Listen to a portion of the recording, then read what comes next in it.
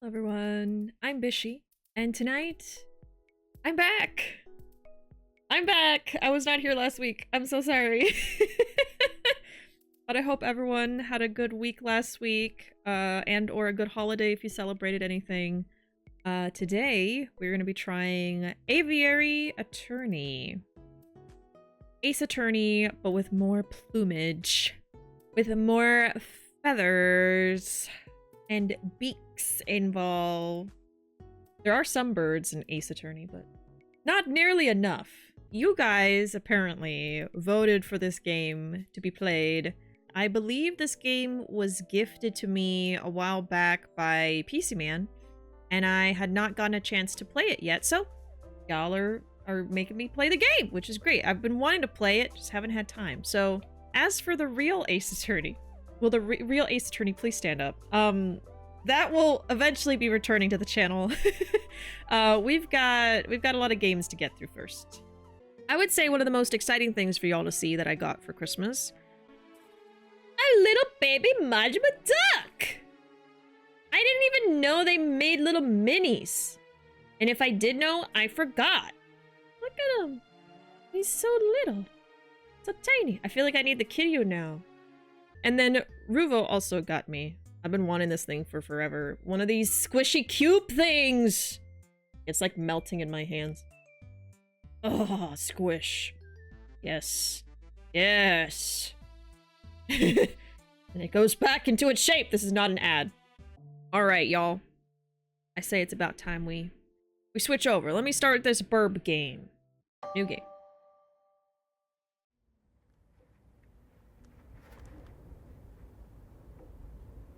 January 1st, 1848.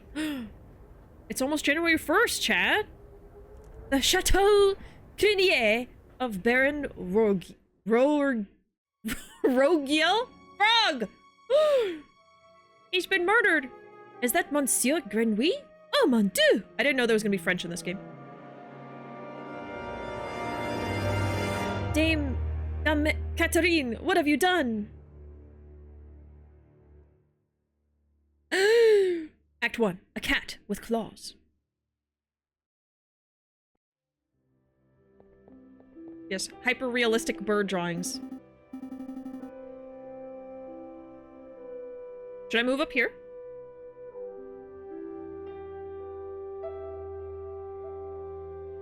Should I be here? I think that'd be better. Frog's been murdered! I didn't even know there was other animals. I thought it was all birds. Sparrowson. It's midday already. Where on earth is that featherhead?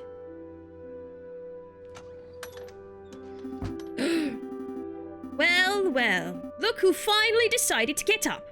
Haven't you heard what they say about the early bird falcon? What? I didn't mean to pause it. Ugh. Too early for worms. Pass the Cabernet Sauvignon. There'll be time for that later. We've got some business to handle first. Business? A letter arrived while you were sleeping. I haven't opened it yet. It's probably just more junk mail. Go ahead, Sparrowson. You may have the honors. All right. Dear Monsieur Falcon, I am writing to you today because my daughter, Dame Cataline, has been arrested for a crime she did not commit. She's being held at La Conciergerie. Ooh, prison on the charge of murder, no less. Her trial's in 3 days' time. I would be greatly in your debt if you would offer her your legal aid. Yours sincerely, Senor Pertor Damiao of the Damiao estate. There's cats in the game! Well, this is quite something. I know! Your first serious client in months! Not just that. The Damiao estate is well known for its exuberant wealth. Even if we cannot do much for Dame Cataline, his lordship would still reward us handsomely for our efforts. Wow! So I suppose you intend on defending Dame Cataline in court? Nope. Conciergerie. I don't know. Can you identify the birds in this game? That one's a sparrow, and that one's a falcon.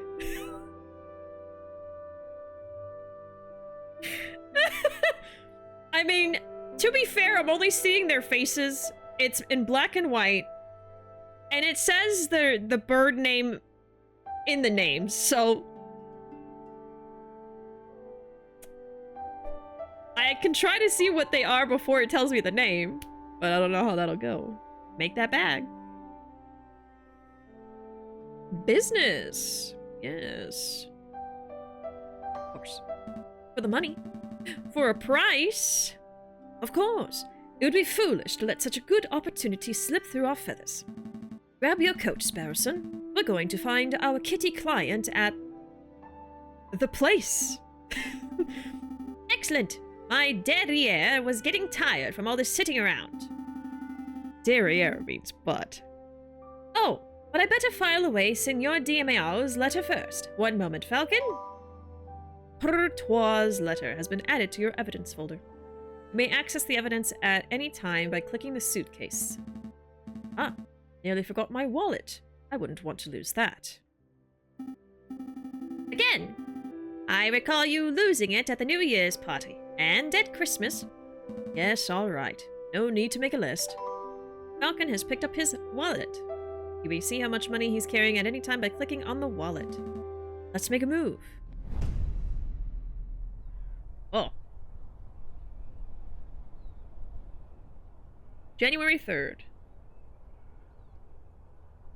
Welcome to the map screen. From here, you can travel to any listed area by clicking on a location name or location node. Areas marked with a clock symbol take a whole day to visit.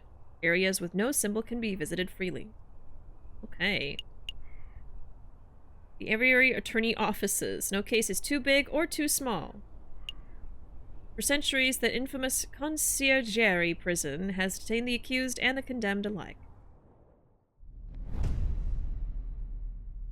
Falcon and Sparrowson step into the stone-cold foyer of the conciergerie prison. Sullen-faced guards and visitors linger beneath the medieval archways. Should I just look up how to say this? I'm just gonna look up how to say it. I have to figure this out. Okay, concierge... Yeah, we're in a prison now. Spell it. Conciergerie. It's supposed to be French.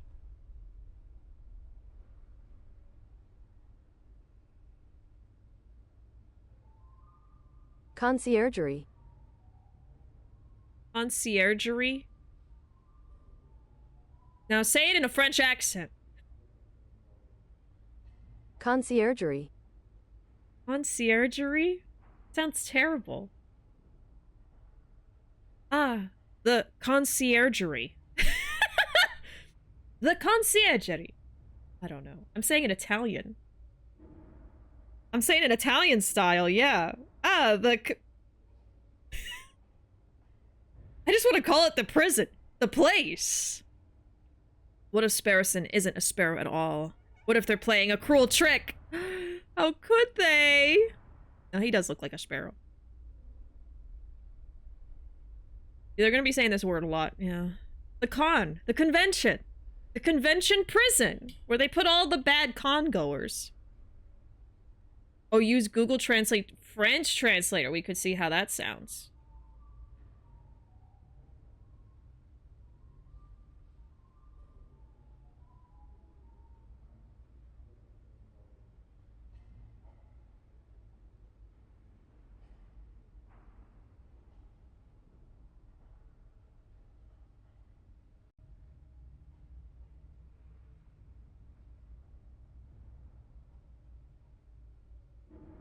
Oh.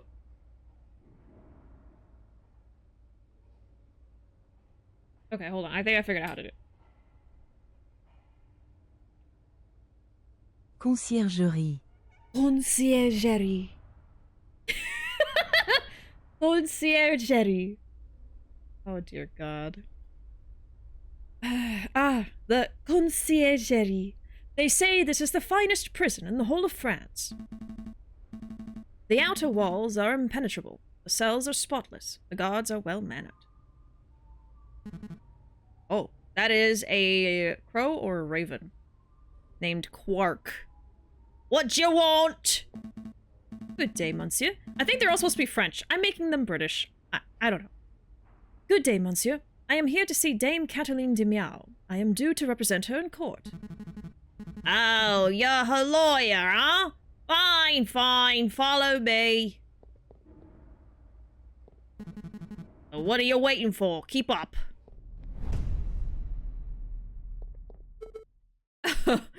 Sigh. A little kitty cat. My papa hasn't forgotten about me, has he? Now the cats have to be French. It's like Les Mis. All the French people have British accents. Yes, yes. Dame Cataline de Miao, I presume. You've arrived! The fantastic lawyer, Monsieur Falcon, and his petite assistant, Sparrowson. Lady is knowledgeable. Don't talk like that, Sparrowson. Sorry. My papa told me that he would only hire the best lawyers in town. I'm flattered. But they weren't available at such short notice, so he hired the first people in the address directory. Oh. You see, Falcon, I told you listing under Aviary attorney would pay off. Let's get down to business. Dame Cataline, could you fill us in on some details? Your father's letter was a little brief. I can do my best. What is it you wanted to know? What happened on the night of the murder? Oh, let me think. It was Friday evening. Me and my papa had arrived at Chateau Genier, the home of Great Baron Roguier. My papa spent all evening talking with Monsieur Grenouille and the Baron about business stuff. Business stuff? Well, the three of them own a railway company together. So also dinner, they were talking about company shares and investments, but I didn't really understand most of it. But after dinner, this man with a camera took our photograph. That was a lot more fun. Sorry, a man with a what took your what? A camera! It's a very new gadget. A tiny bug sits in a box with a tiny paintbrush and paints your picture very fast. In 10 minutes, poof, you have a perfect picture. Wow, technology is amazing. I don't think the lady's explanation is right, Sparrowson. Sure, let me believe. Still, the camera sounds like a very special device. I'll make a note of it. Camera's been added to evidence. Yes, the BishiBug. The BishiBug was making the picture. But please continue. So, after we had the photograph, I went into the gardens to get some air, and that's when I found the body of Monsieur Grenouille. He was all ripped open. A housemaid saw me standing over the froggy Monsieur and called for help, and then the police arrived. Before I could say anything, I ended up here. It was such a blur. Must have been terrifying. It wasn't so bad. My papa taught me how to be a brave cat. Was there something else you wanted to ask? Who was there? Who attended the banquet that evening? Well, there was me and my papa. My dearest maman couldn't make it. And there was Baron Roguier, who hosted the dinner, and his housemaid, Pauline, I think she was called. Pauline? Of course, there was Monsieur Grenouille, until, he died. And there was Monsieur Robitio di Robinio, the man with the camera, but he was only there for a little while. I think that was all. Was there anything else you wanted to ask? Do I need to take notes? I hope not. Dame Cataline, did you see anything suspicious that evening? Suspicious? Like maybe a guy lurking in the shadows, or a bloodied murder weapon? Monsieur Falcon, I do believe you are looking for an easy answer. You got me. I did not see anything, I'm afraid. The evening was very normal. The food was delicious, the conversation was boring. It was all very ordinary until the incident. I see. Wait, Falcon, you missed something of huge importance. I did? Dame Cataline, you said the food was delicious, but you didn't say what food it was. You and your damn stomach. Let me see. We had poached red herring to start. Red herring, huh? Garnished with garlic butter. Go on. Then a marbled steak served perfect bloody rare. Glorious. Falcon, write this down. What? This can't possibly be relevant to the case. Write it all down, please. For me. Fine, fine. Red herring has been added to the evidence. Bloody rare steak has been added. Sparrowson, remind me not to let you talk to clients on an empty stomach. Come to think of it, I did find it a little strange we weren't given any cutlery. No cutlery? Even for the steak? Nope. You would think that the great Baron of Chateau Crinier would have glorious silverware, but there was none to be seen. That is a little peculiar.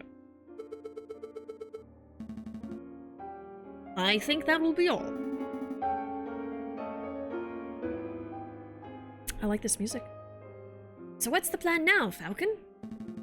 The way I see it, we have two tasks. We should head to Chateau Crinier and try to see the scene of the murder for ourselves. And we should try to track down the supposed photographer, Monsieur Robitio di Robinio. 2 days for 2 tasks. Seems doable. But we should head back and get some rest first. We have a lot of work ahead of us. Wait, Monsieur Falcon, before you go, you do believe my story, don't you?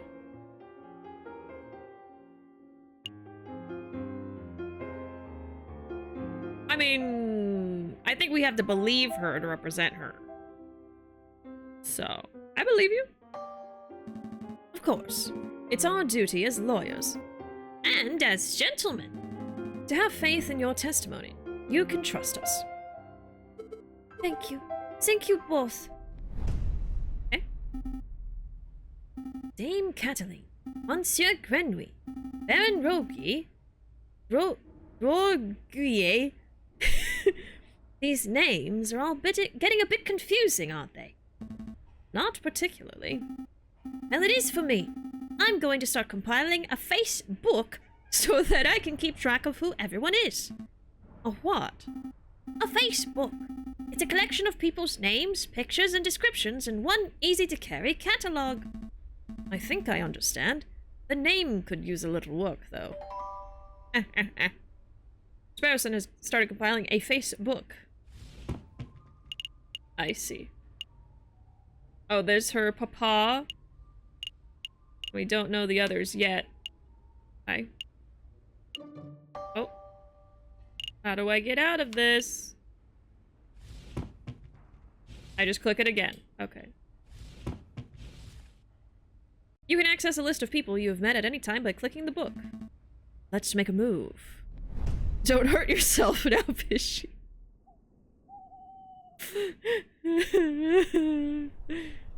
Can't pronounce anything. The game saves automatically at the start of each new day. You can also make a quick save at any time by saving and quitting. You can access the pause menu by clicking on the cog or pressing escape. Okay.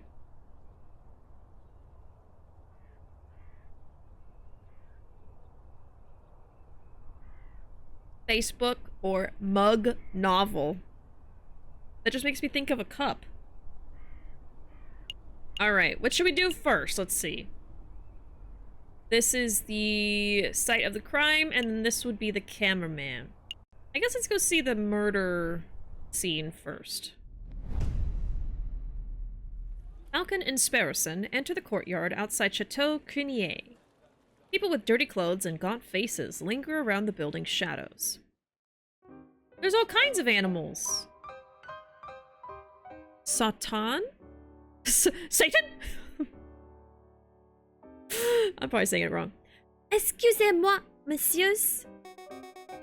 I don't mean to be a pain, but my little girl and I are sick and starving, see? I don't suppose you'd happen to have some spare change? You have 20 francs in your wallet. What will you do?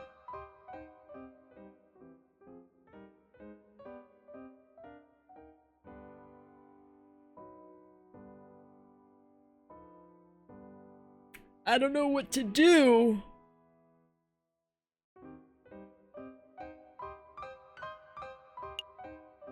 I don't think I should give nothing. What if they're lying?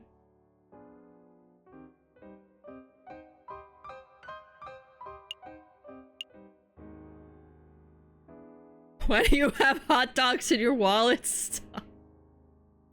Yeah, I got 20 shaboing boings for you right here. Here you go. I'm gonna give 1. Okay. Here you go. Stay safe, madame. She's gonna yell at me. Many thanks to you, messieurs. Okay. That was pretty generous of you, Falcon. Times are tough. Making sure a mother and child have something to eat is the least I can do. But what am I doing standing here moralizing? Come on, Sparrowson. We've got business to attend to.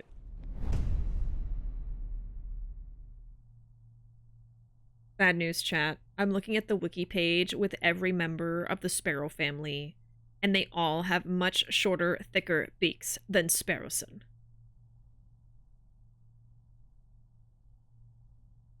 I wasn't gonna say it, but he looks more like a wren than a sparrow. It's true. It's true.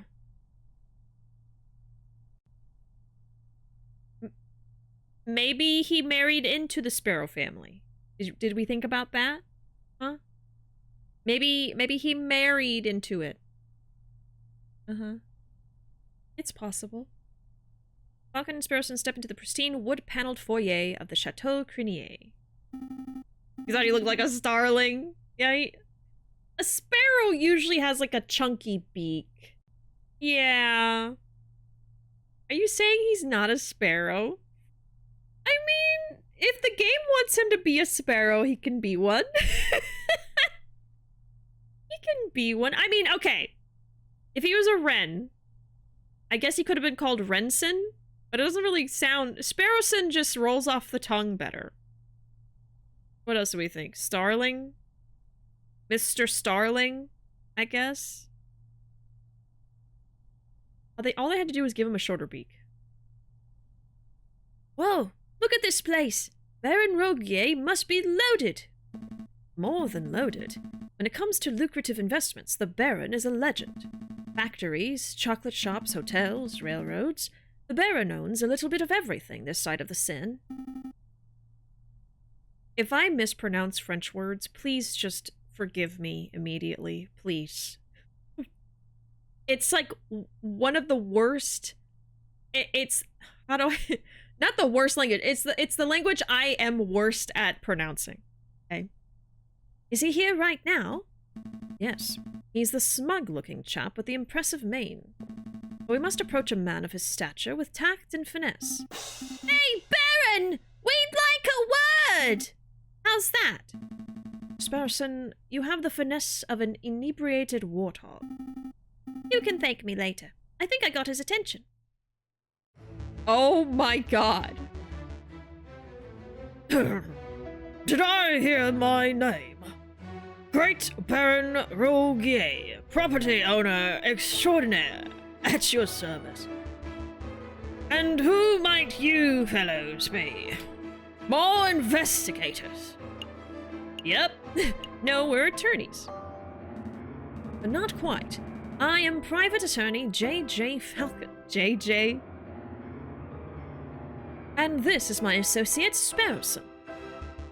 Lawyers, eh? You know, you aren't the first to have passed through here today. Oh? Yes, yes. This jumpy, twitchy fellow came by this morning. Asked a bunch of questions, then hopped away before he heard the answers. Most curious. Do you know who he was, Sparrowson? Perhaps.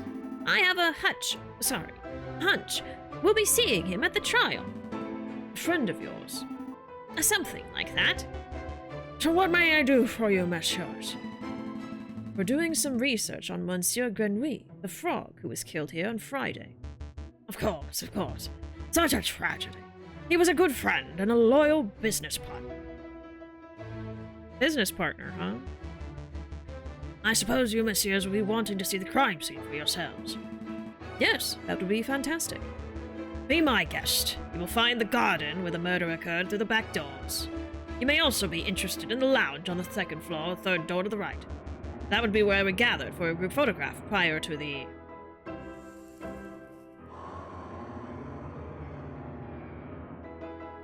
unfortunate incident. Oh, can we see the finished photograph?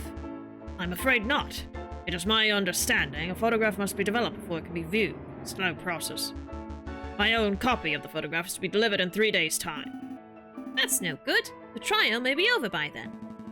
Nonetheless, we appreciate your hospitality. Thank you, Baron. It's no trouble at all. I'll be here to see you out when you are done with your investigations. So where shall we go first? The garden! Oh, fancy. The statues look like they have people on them. Maybe they're cats. Dame Catiline said that she found Monsieur Grenouille on the stairs by the fountain, so this must be the very spot where the murder took place. Hey, Falcon, do the crime scene investigation thing. Crime scene investigation thing? Yeah, you know, that thing where you get all eagle-eyed and analyze every object in excruciating detail. You mean search for evidence? Yeah, do that.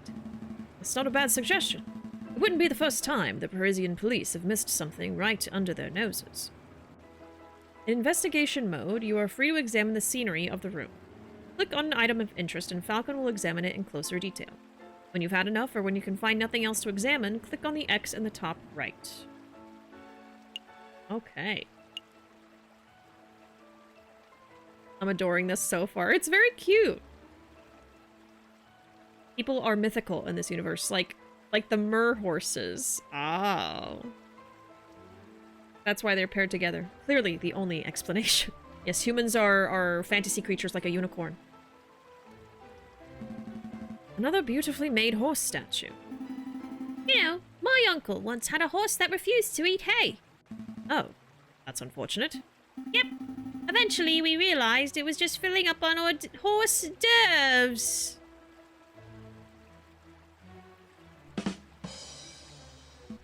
Ugh, terrible. A finely crafted horse statue. The mane almost looks lifelike. Would you say it behooves you to stroke it? No. No, I would not.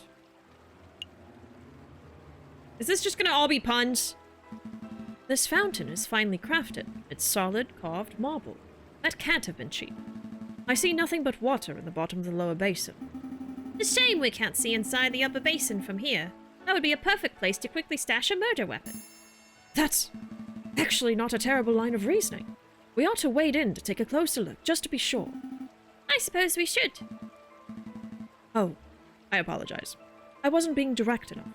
What I meant to say was, Asparison, go wade into the fountain and take a closer look inside the upper basin.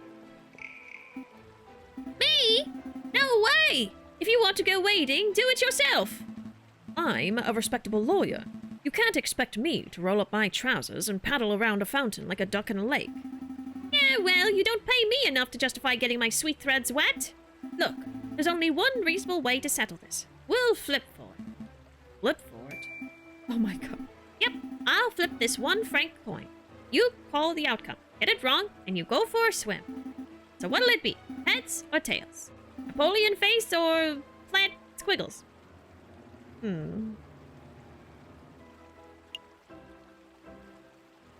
I'll go with heads. Put it all on heads. Don't let me down, old emperor. Here I go. It's tails.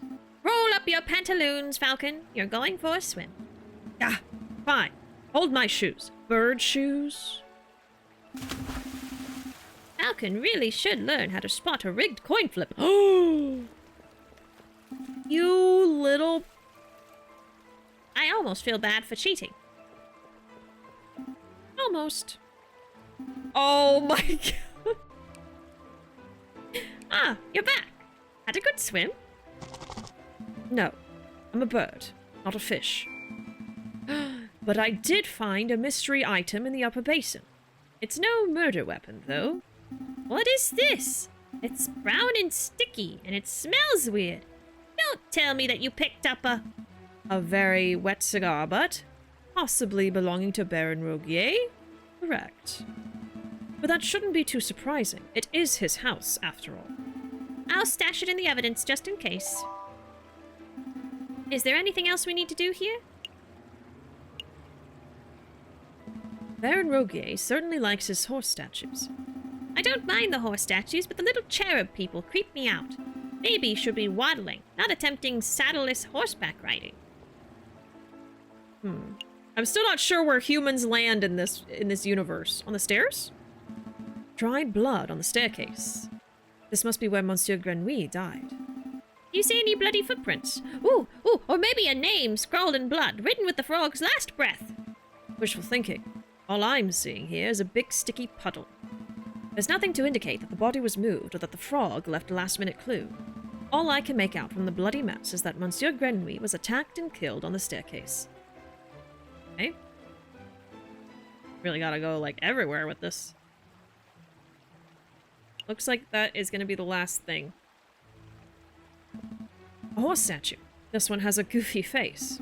That reminds me of a joke. A horse walks into a bar, and the barkeep says, Why the long face? Yes, we've all heard that one. What? No. The barkeep says, You've got to stop coming here. You're drinking us under the stable. I think it's time to rein in the horse jokes. Alright, I think we're done. If I didn't miss anything, I guess we found the cigar butt. That's what we got here. I think we're done. Good call. But are you sure you don't want to take another dip? We still have time. Don't push your luck. Hey.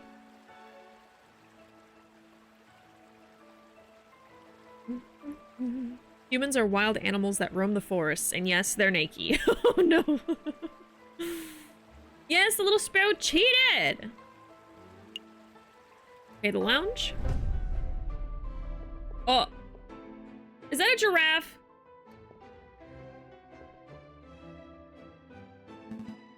Second floor. Third door on the right. This must be the room where the photograph was taken. Psst. Hey, Falcon! Did you see that? See what? That housemaid totally just did something shifty. Shifty? I think she just pocketed something from the drawer. You should totally call her out on it. Excuse me, mademoiselle. Oh, this is Colleen. Oh, yes! I think she's in on it. Yes? Are you two policemen? No. We're private attorneys. My name is J.J. Falcon. And I'm Sparrowson. Oh, how rude of me. My name is Colleen Duhot. So, what can I help you messieurs with today? We're investigating the murder that took place last week. Do you mind if we ask you a couple of questions? That's fine. Let me just grab a chair. She's so cute! I think she's a giraffe. Or maybe an antelope? I think she's a giraffe. That's better. What was it you wanted to ask? Is this where the photograph was taken? We're looking for the room where the photograph was taken prior to the incident. Would you happen to know whether this is the right one? Oh, yes. You're in the right place. I saw the photography session for myself. Let's see. The cameraman was standing... just about where you're standing, actually, Monsieur Falcon. And where was the camera pointed? Right at the clock above the mantelpiece. The Baron insisted on using that very location. Now that I'm looking at it, something isn't right about that clock. I know. The painting on it totally clashes with the decor. I was thinking along more obvious lines. The clock has no hands. Oh. Oh, that clock has never had hands in all the years I've worked here. I think Baron Rogier just keeps it around as a conversation piece. Well, we're conversing about it, so I guess it's working. It's a peculiar detail, though. I'll make note of it. I think she's lying and that there were hands. Okay, the clock hands have been added to evidence. You were a little nervous when we came in. You thought we were police officers. Is there something we ought to know? Anything you need to confess? No. I I suppose I'm just a little nervous after all the drama of last week. Are you sure there isn't anything you're hiding? It's okay to tell us. We're defense attorneys. That means we help people get away with criminal acts. Right, and...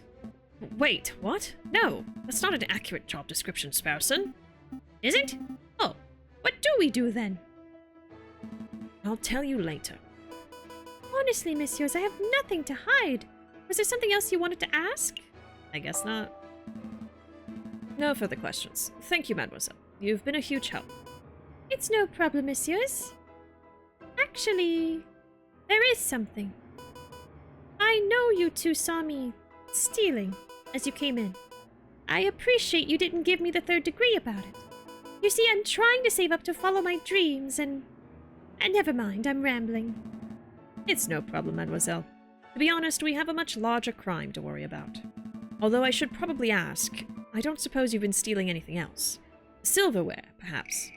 Oh, You know about that? I suppose that was me. It started with a couple of teaspoons. I didn't think the Baron would miss those. But yeah, I suppose the habit got a little away from me. That's one mystery solved, at least. missing silverware in the evidence? Uh-huh. I would appreciate it if you didn't tell the Baron. He's been really kind, and I would hate to break his trust. Well, you already did that, girl, all by yourself. You don't need me to do that. I see. So where to next, Big Bird? Big Bird? I won the game. I solved the mystery. Did you, messieurs, have a good look around? I trust everything was in order. We had a good look. Thank you, Baron. But we actually have some questions for you. Please, ask away. I have nothing to hide. Oh, should I tell them about the maid? Baron Rogaine, I would like to ask about your activities on the night of the murder. Oh, am I in trouble? Let's say no. No, nothing like that. We're just gathering the full picture. I see. Well, let me think. The guests arrived at 5 o'clock, and we all sat down for dinner in this very hall at 6. That part went magnificently. The photographer arrived at 7 o'clock, but it wasn't until 7:30 that we had our picture taken. I think I should write some shit down. There's no way this is not going to be important. Especially the photo. The photo seems to be very important. My housemate discovered the crime scene soon after that. I see. Is there something else I can help you with? I guess I'll bring up the maid. We met your housemaid, Colleen Duhart. She's a courteous young lady, isn't she? Yes, she was quite helpful. Yes, she was more than willing to help us with our investigation. Glad to hear it. Did you two want to ask something else? I guess we'll be covering for her. That will be all, Baron. Thank you for your time. It was a pleasure. Have a delightful stay, messieurs. Did you get all the information you needed, Falcon? I hope so. Don't worry. If everything else goes wrong in the trial, we could always just wing it! Terrible. Just terrible. Let's head back to the office and get some rest. Yeah, I'm gonna need a week to recover from that one.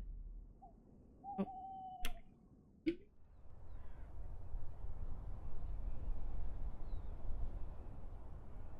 Let's go see the photographer. This decision will affect the ending of the game. I know, it keeps asking me if I want to actually ask something or do something. I'm like, does it matter? I don't know. So, this is the studio of the famous photographer. Shall we knock? Wait, there's a note on the door. Magnificent and marvelous artist, Monsieur Robitio di Robinio, is currently out on an artistic expedition. He shall return when his muse sees fit. When his muse sees fit? What does that even mean? I think it means that he has a pretentious bird brain. But in any case, the artist seems to be out. What shall we do now?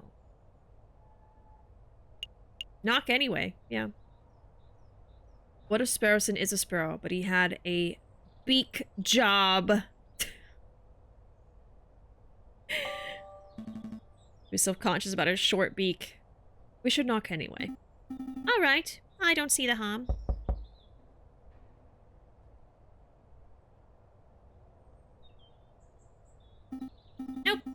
doesn't look like he's in, Falcon. We should break in?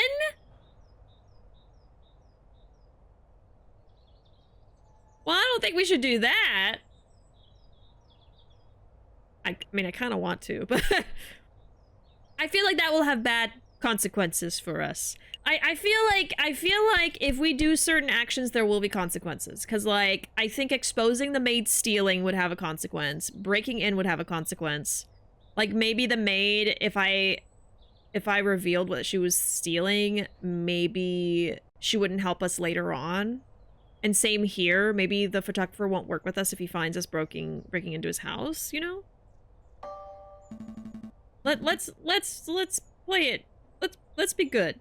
Be good, birds. There's nothing else to do. Let's make a move. I hate the feeling of a wasted trip.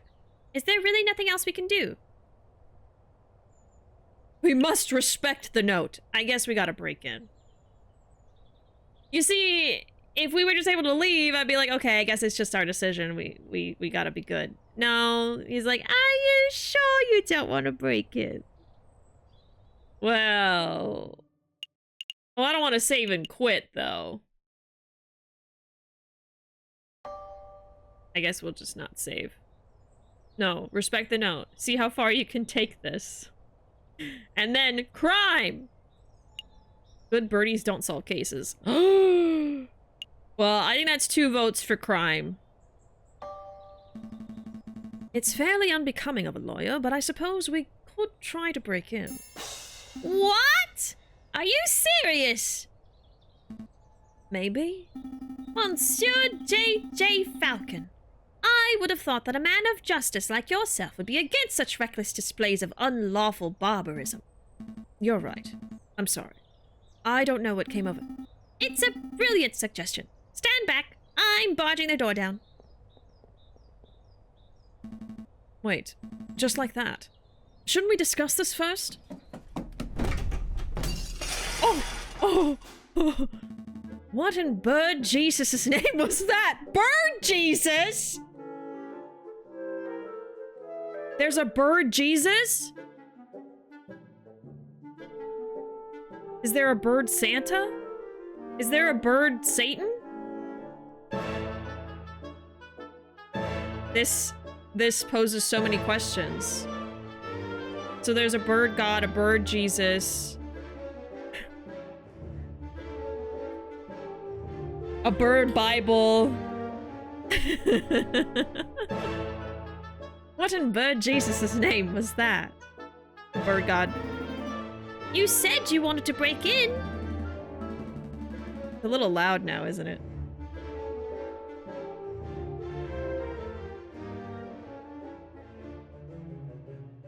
I turn it down a little bit. Okay. Bird Mary. Virgin Mary. Oh my. Well now. Oh, well, now we're here, we ought to make the most of it. This place is quite something. It's very... Swanky? I was going to say ostentatious. That's just swanky talk for swanky. We don't have time for this. The sound of a door being smashed in could be drawing unwanted attention. It's still so loud. Okay, hold on. I can fix it.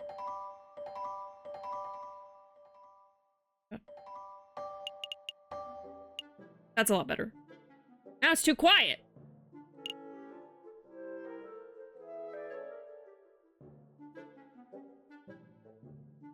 Okay. I think we're good now. Alright, let's look around. I see paints, inks, and dyes. I'm not quite sure what the clear liquid in this bottle is. I could taste test it.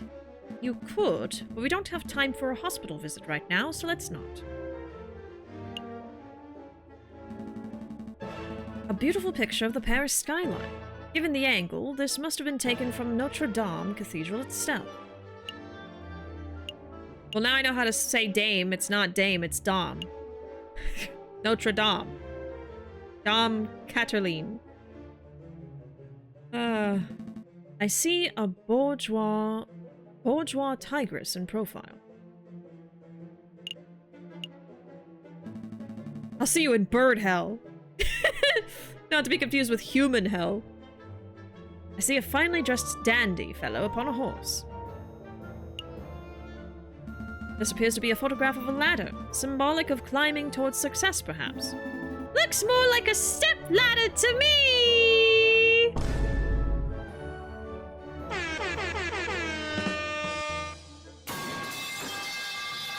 They did it. They put the ladder, step ladder. As soon as you said a picture of a ladder, I was like, I know what's about to happen. I can see the future. And it's full of step ladders. Oh, brother, indeed. Of course. Oh, no. We're not getting into that old argument.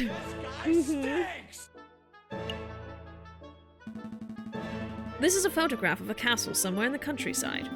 You know, I once had an uncle who once fell off a castle rampart while on guard duty. Oh, I'm sorry to hear that. Did he die?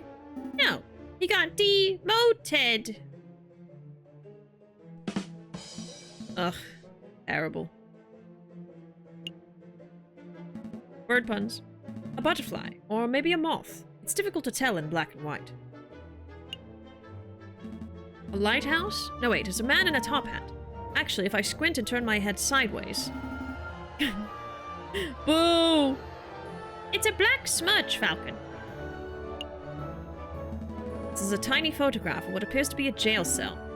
That reminds me, how illegal is this? You know, breaking and entering? Rifling through a person's belongings? It's cool, we're lawyers. It's okay. A recently passed amendment allows for proportionate amounts of property damage in the pursuit of criminal evidence. I don't think that's correct, but your use of legal jargon makes me have faith in your credentials.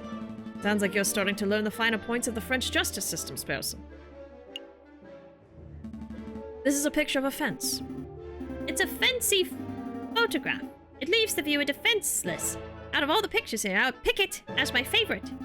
Okay, I'm done. No more fence puns.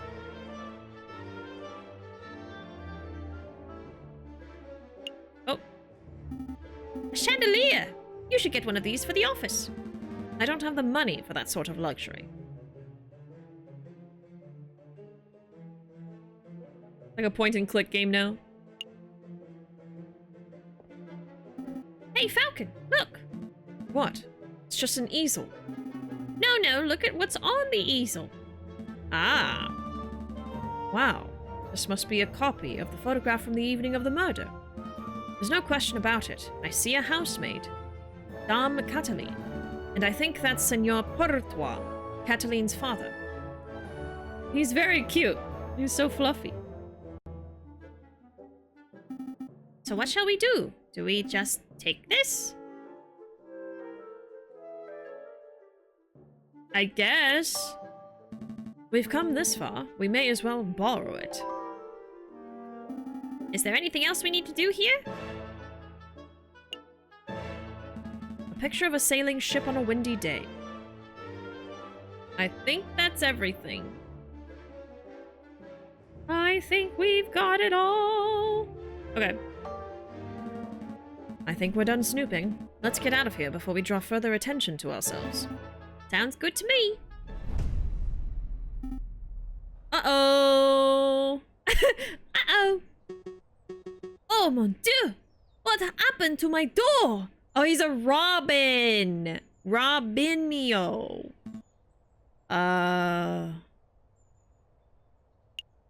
Lie. Some kids did it. Little weasel types. We saw them.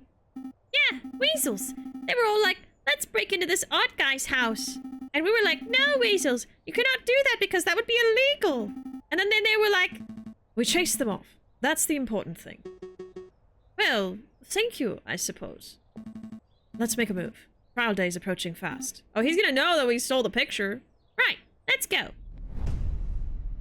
I don't think I've done good things today, chat.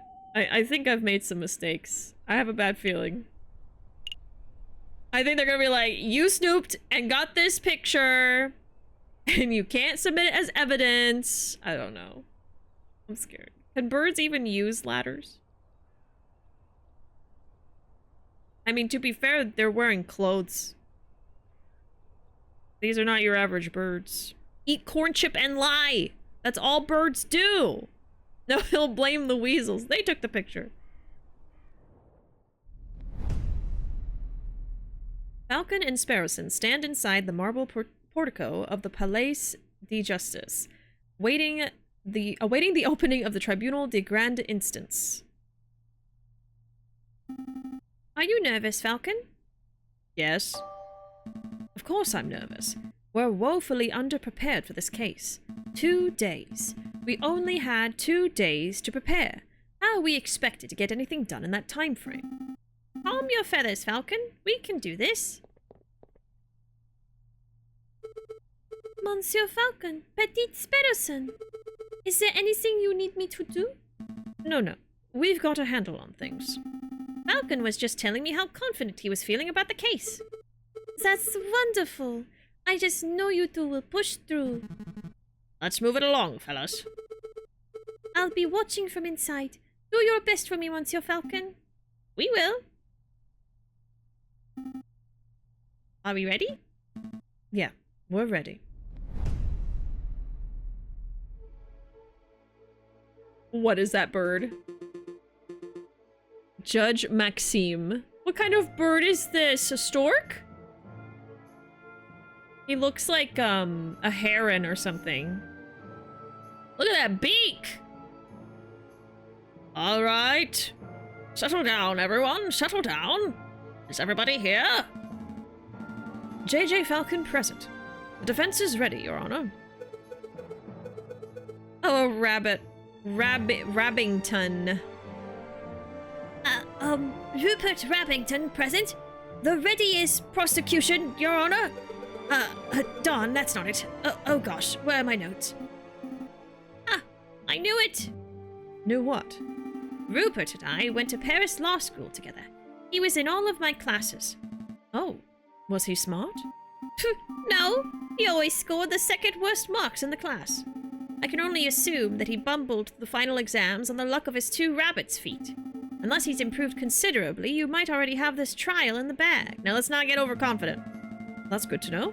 But say, Sparrowson, if Rupert scored the second lowest marks in the class, then who scored the lowest? I choose to exercise my right to not self-incriminate. Oh my... Ah, here it is. The prosecution is ready, Your Honor. Are all the jury present? Oh my... Okay. I see a dog, a hippo, a ram. I think this is an ostrich. This looks like a vulture. Maybe a seal? This looks like a puffin or a penguin?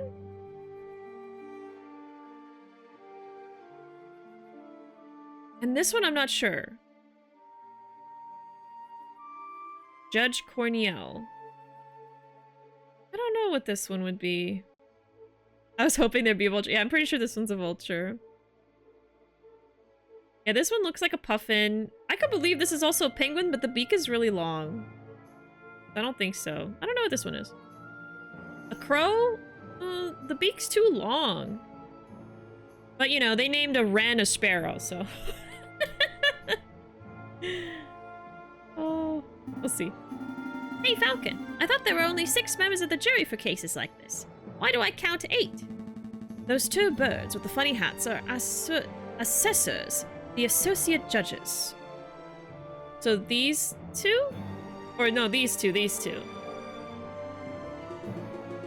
Everything seems to be order, so let us begin. The court is now in session for the trial of Dame Cataline de Miao. Prosecution, please call your first witness to the stand. Oh gosh, are we there already? Okay, I choose to call the officer in charge of the murder investigation, Inspector Volerty, to the witness stand. Inspector Volerty, please approach the stand and recite the oath. Oh, what is this? My immediate thought is a rooster. Is he a chicken? As you will, Your Honor. I swear to speak without hatred and without fear, to tell the whole truth and nothing but the truth. Monsieur, no, Inspector, please state your, name and occupation for the record.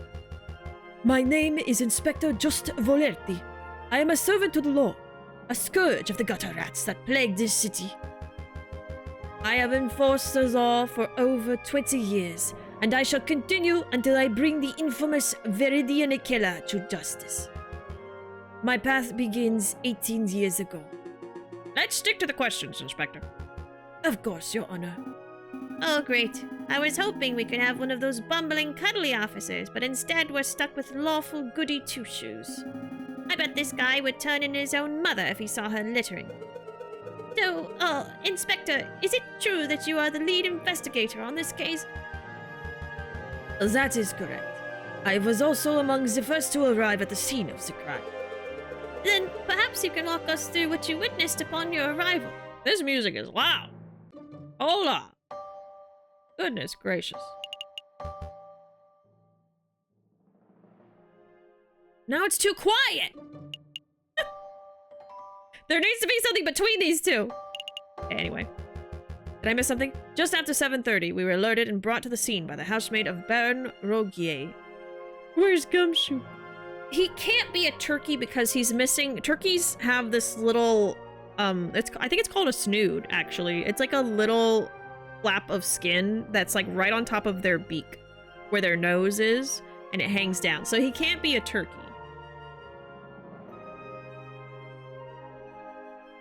But I don't know a lot of birds that have the dangly waddle, so I think it's a rooster. There's some other birds that have that, but I can't think of what it could be. Eye patch rooster. Yeah, I feel like the hat's covering up his comb. I recognized the song when you were in the artist's house. It's actual classical music. I hope it's not copyrighted. It's all classical music. It said the artist in, I think when I first opened the game. Did you know snoods can grow and shrink? Yes.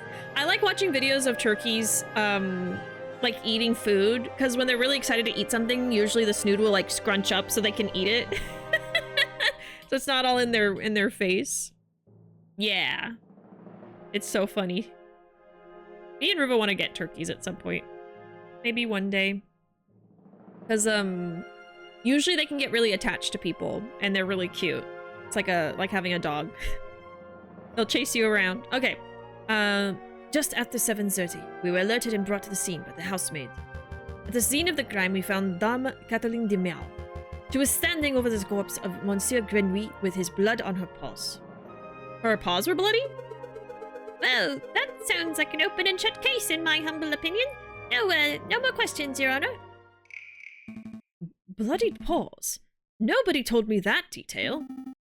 Keep it together, Falcon. You're about to be given the opportunity to cross-examine the witness.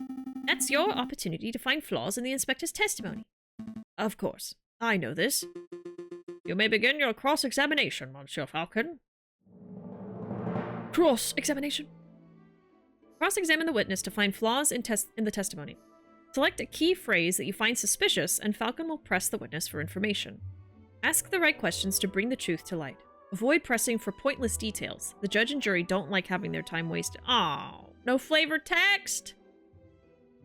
Select a statement to question. We were alerted and brought to the scene by the housemaid. That's not wrong. At the scene of the crime... Okay, we found Dame Cataline. She was standing over the sliced open corpse with blood on her paws. Okay, we're gonna ask about the blood. Inspector, you say Dame Cataline had blood on her paws. Correct. Blood clung to her fur like guilt to a convict.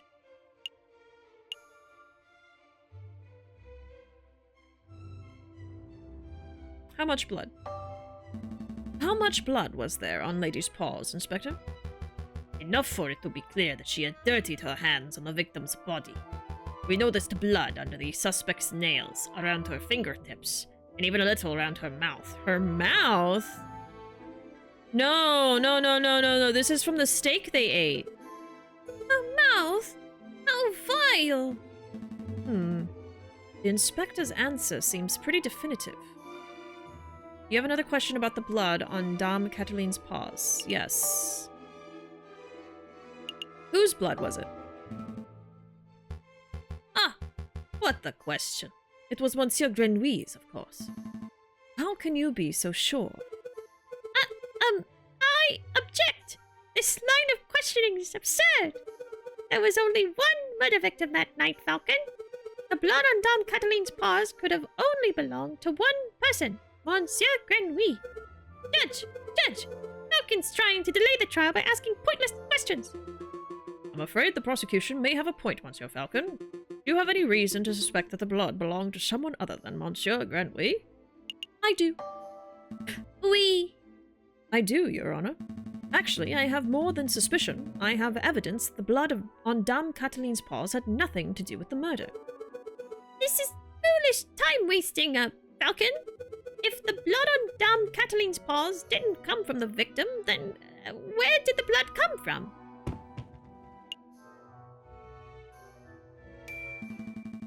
On the evening of the murder, Dame Cataline ate a bloody rare steak.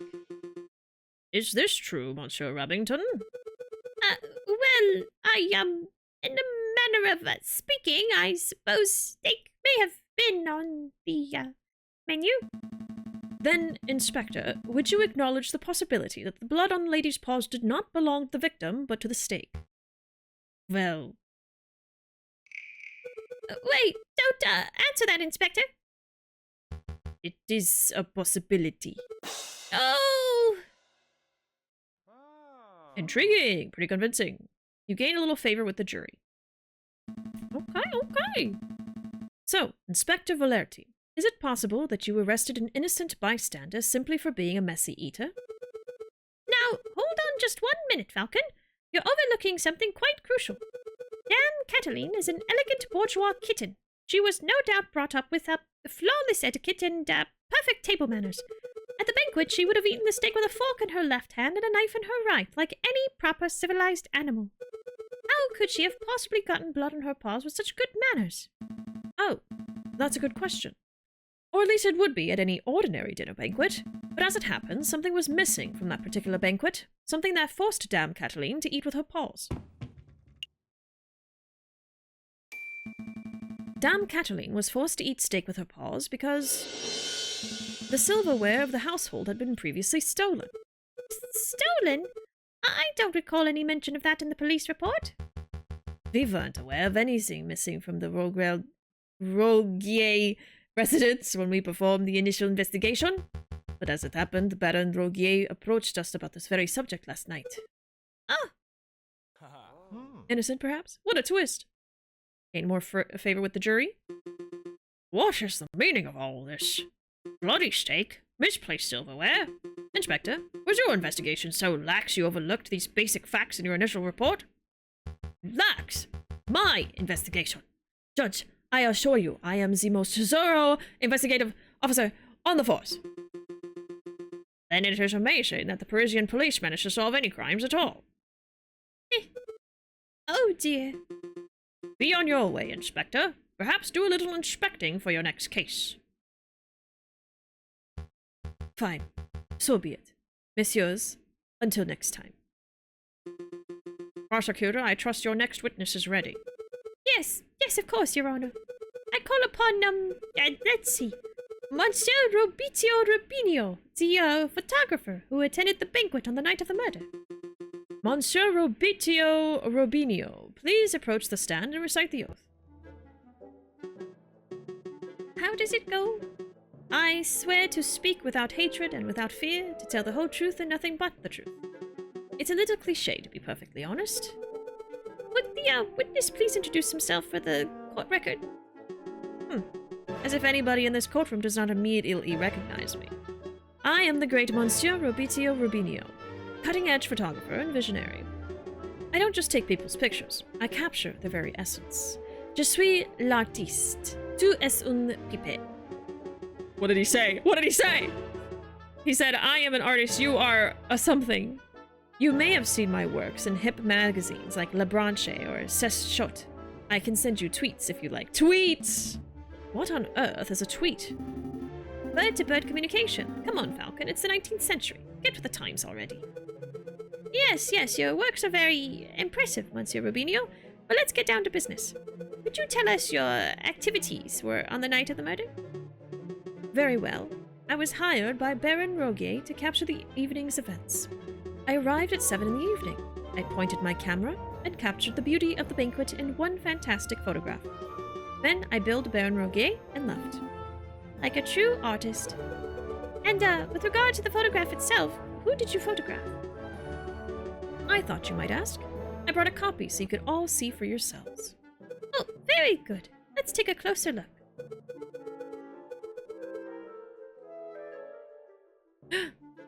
He changed it! And the hands are there!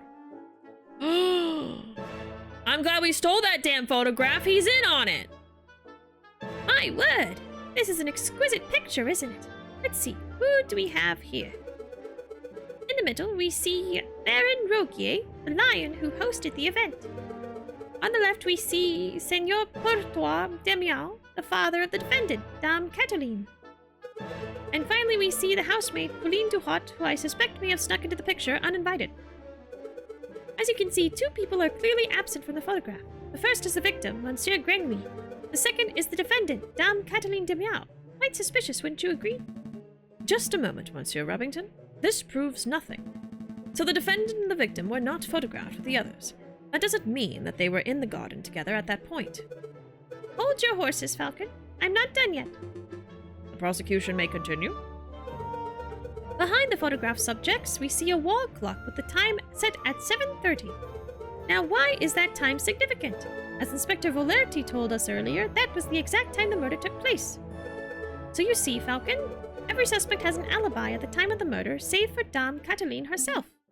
Hey, Falcon, that photograph doesn't seem right. It looks different to the one we borrowed from Rubinio's studio. I see it too. Our photograph shows Pauline Duhot, Dame Cataline, and Seigneur Courtois. But Monsieur Rubinio's photograph shows Baron Rogier, where Dame Cataline should be standing. If we assume that only one photograph was taken, then this demonstrates that one of the photographs must have been edited in some way. Yeah, I think ours is the real one because the maid said the clock has never had hands. You should just slam that evidence down. Be like, bam! Inconsistency. This whole courtroom is out of order. Case closed. I can't do that. Well, I suppose you could be a little more delicate with your words. No, I mean I can't do that because our evidence was illegally obtained. Oh shit. If I were to present it, Monsieur Rubinio would ask how we acquired it and the whole trial could derail.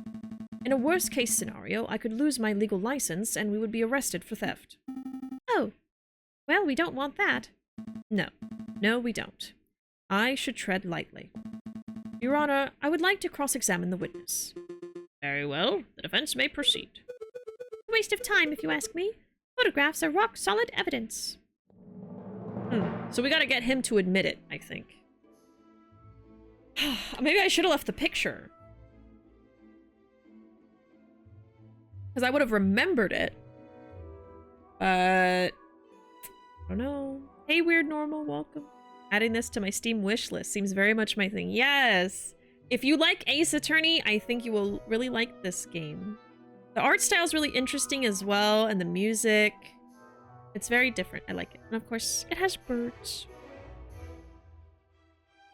Alright, arrived at 7. Set up my camera. Capture the beauty of the evening's events in one photograph. Then I billed Baron and left. I guess we're worried about the photograph, so maybe we should do that. I always miss the beginning of streams these days, but I'm awake and here now. I appreciate it. Y'all don't have to be here from the beginning. I appreciate when people just stop in to say hi. If you catch the tail end of a stream, just appreciate you being here. Let's do photograph. Let's take a closer look at this photograph.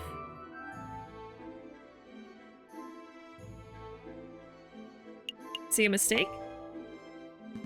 Just to clarify, Monsieur Rubinio, photographs are a direct reflection of reality, are they not? That is correct. Photographic process leaves no room for bias or inaccuracies. That is most curious. because I see a mistake. Mistake? Impossible. I just told you, monsieur. The camera's a perfect unbiased device. The photographs it produces are flawless. Falcon, I'm not seeing any mistakes. Perhaps you could be more specific. Certainly. Click on the area that you believe contains a mistake. The hands. Oh, here we go. We're gonna say the hands. The clock in this photograph. There's something not right about it. Well, isn't that convenient? The defense sees something wrong with a key piece of evidence that implicates his client. Don't give me that tone, Monsieur Rabington. I have evidence that there's something wrong with the clock in that picture. Yeah. The photograph clearly shows the clock's hands pointing at 7 and 6. That much is self-evident. Which is most curious, because the clock in the lounge of Chateau Crinier has no hands. It has no hands? The clock is merely a decorative piece, a talking item. Feel free to ask Baron Rogier or his housemaid if you have doubts. Monsieur Rubinio, how do you explain this discrepancy? I don't know. There must be some sort of mistake. My camera is flawless. There is no mistake, monsieur. Your photograph depicts something that does not exist in the real world. Maybe there was an error in the printing process. An error precisely where the clock's hands should be? Please, monsieur, don't patronize us. Allow me to offer a more plausible explanation. You, Monsieur Rubinio, edited this photograph. Edited? I'm no expert, but I suspect that you used paint or ink to carefully put hands upon the clock. He did have paint. It would have been a simple task, considering that the clock face was bare. One could even speculate that you specifically chose to include a handless clock in the photograph just to simplify the editing process. Falcon, your reasoning is absurd. Yeah, Photoshop in the 1800s. I think that they did actually do that. I think they would Photoshop pictures back then. I think so, because there was ways to edit a physical photo, you know? We've always been trying to look better than we look. We've always been trying to Photoshop. Falcon, your reasoning is absurd. Why would the witness do such a thing? Is it not obvious? By showing the photograph to have taken place at precisely 7:30, it clears all the photograph subjects of suspicion. Right, well, like what they're doing with ink or something. In other words, Monsieur Rubinio created a perfect alibi. Of course, this raises further questions. Who is the witness protecting? And why? Was Monsieur Rubinio coerced, bribed, threatened? Enough silence. Let's hear some answers, Monsieur Rubinio. Fine. You've got me. I'm guilty. I did it all. You did it? You're confessing to the murder of Monsieur Grenouille? What? No. I have no idea who killed the frog. I'm just admitting that I'm guilty of producing fraudulent photographs. I was ordered to make changes to the printed photographs, and yes, that included adding hands to the clock. You were ordered? By whom? I dare not say. Monsieur Rubinio, I strongly advise you to answer the defense's question.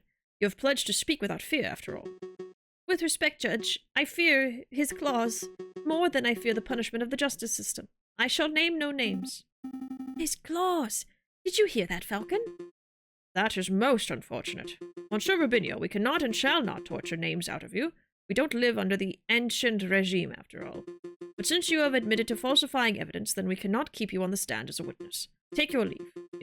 You shall be charged with perjury in due course. I can't protest. That's the least I deserve for my failure as an artist. Good day, messieurs. Got more favor? So, the clock's hands were painted on. So what? It doesn't matter. The photograph still depicts Dame Cataline as absent close to the time of the murder. That's significant. Don't be dense, Monsieur Rabington. If the photograph is not completely genuine, then it cannot be considered reliable evidence. Why not? It's still a portrayal of the night's events. Because if we accept that one part of the picture was edited, then we must accept the possibility that other parts were too. It's possible that Dame Cataline was painted out, Even worse, it's possible that another person was painted in. We know that the witness was trying to cover for someone, so all possibilities must be accounted for. So what are you saying, Falcon? The housemaid paid off the photographer? Or was it Senor Pourtois de Meow, perhaps? I don't think so. The housemaid lacks a means or motive, and it wouldn't make sense for Senor Pourtois to implicate his own daughter. Surely you're not suggesting that the honest and beloved Baron Rogier deliberately tried to frame Dame Cataline? Because that would be the most outlandish theory yet. The Baron's a pillar of our community. He would never do such a thing. The rich person that owns the whole city would never trick us! Monsieur Rabbington, I'm not here to throw accusations. That's the job of you, the prosecutor. However, perhaps I should offer my opinion. No, you sit down. Baron! It's not, time for your witness testimony yet. So you would think, prosecutor, and yet I see my good reputation getting tarnished by your incompetence. Incompetence? Indeed. Let us proceed with witness questioning. Is that fine with you, Judge? Yes, I suppose that's fine. Very good. And I trust the defense has no objections.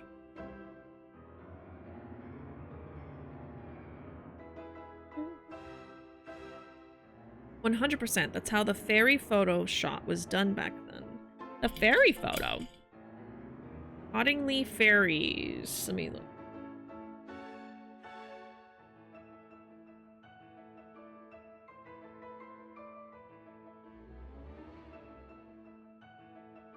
Oh. They really made it look like they had little fairies. Two intelligent and talented young conspirators managed to convince some very well-known people that there really were fairies living near Cottingley Beck. That's funny. They did a good job! Oh my god.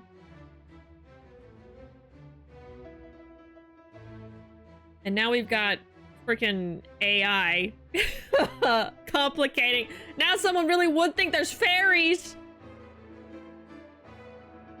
Have y'all seen that freaking, there's this ad for like a robot dog, and it looks like a little brown, like curly-haired puppy. And there are people falling for it. And it's just, it's AI. It's an AI video of like a realistic looking puppy. And they're saying in the video that it's a robot. And people actually think it's real.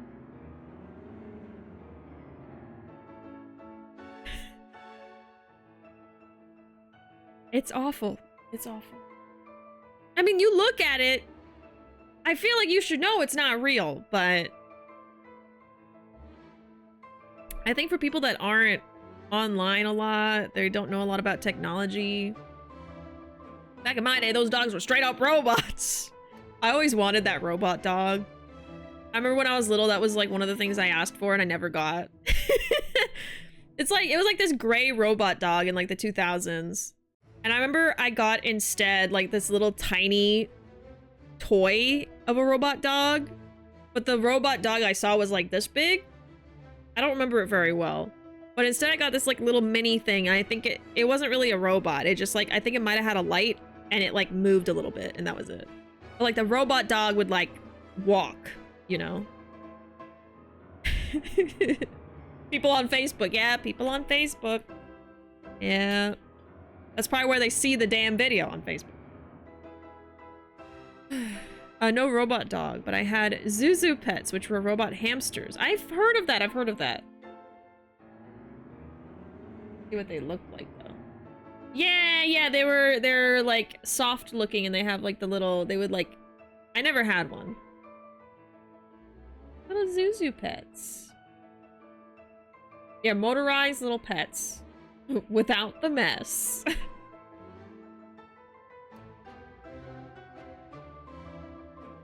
Gosh. All the toys we grew up with. Okay. Very good. I trust the defense has no objections.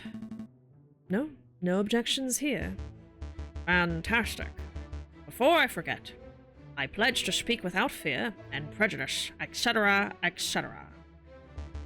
You didn't say the truth but nothing but the truth part.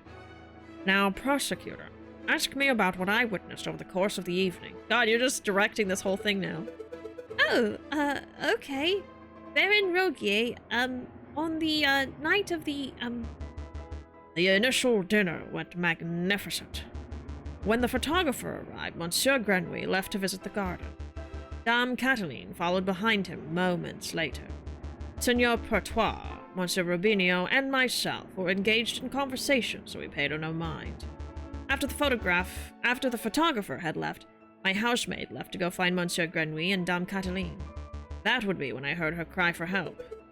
thank you, Baron. I think we all know the story from there. I would like to cross-examine the witness. Do you doubt my integrity, Garcon? Garçon? I'm just here to uncover the truth, Baron. Very well, then. Hit me with your best shot. Let us establish with absolute certainty that I, Baron Rogier, am an honest man. The defense may proceed with the cross-examination. The dinner went magnificent. Monsieur Grenouille left to visit the garden. My housemaid discovered the pair. That's true. Garden part is true.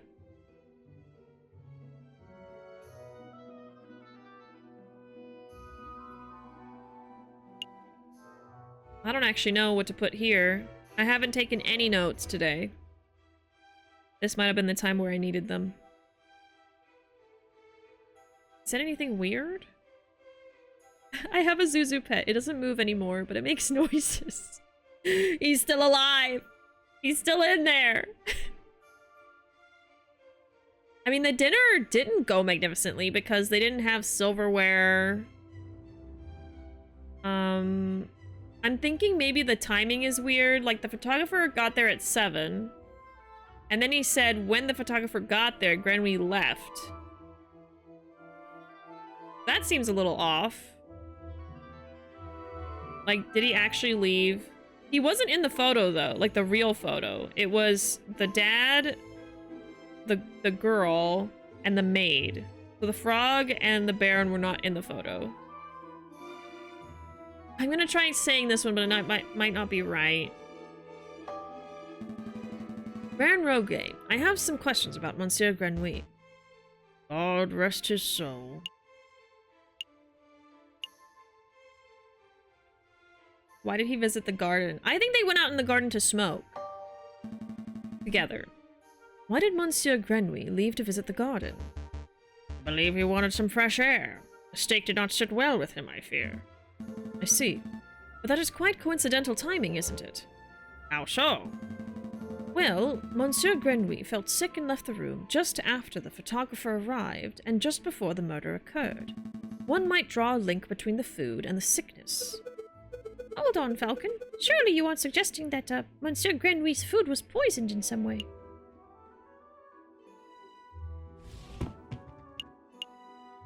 This is a red herring.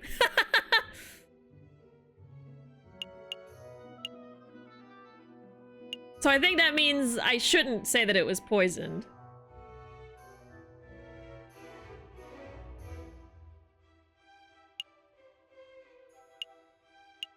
Or should I?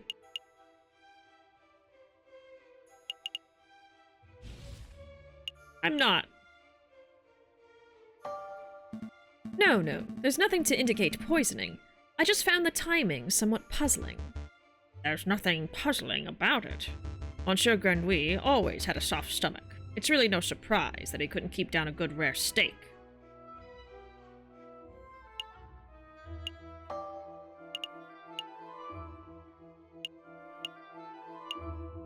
What was your relation to him?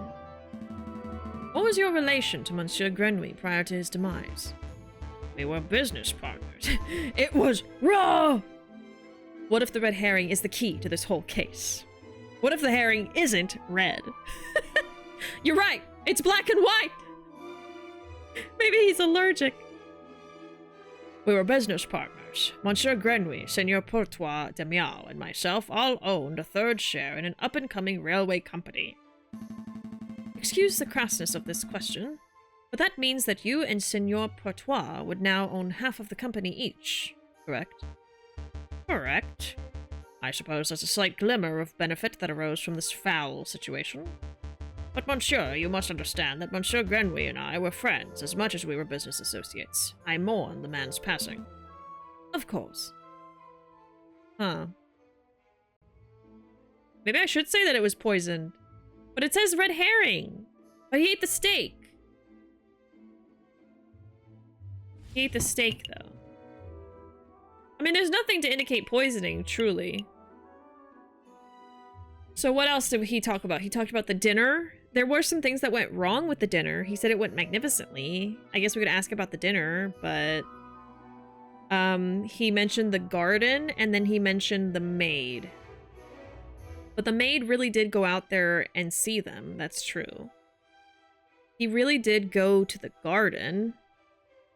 So the only other option I would think of is the dinner, but that doesn't seem... I feel like talking about the frog is the key to this.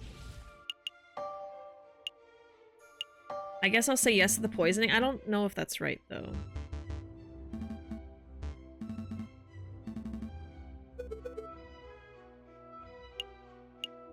I'm scared, but I'm gonna say yes. I am. The events are too closely tied to be a mere coincidence. I'm no expert, but I think the steak would have been a perfect medium to carry a small amount of poison. I don't think this is right. I would.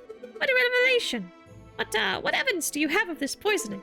Bearing in mind, of course, that the coroner found no signs of poisoning and no poison was found at the crime scene. Oh god, yeah, this is not right. Well, to be completely honest, there is no hard evidence of poisoning, but we can speculate.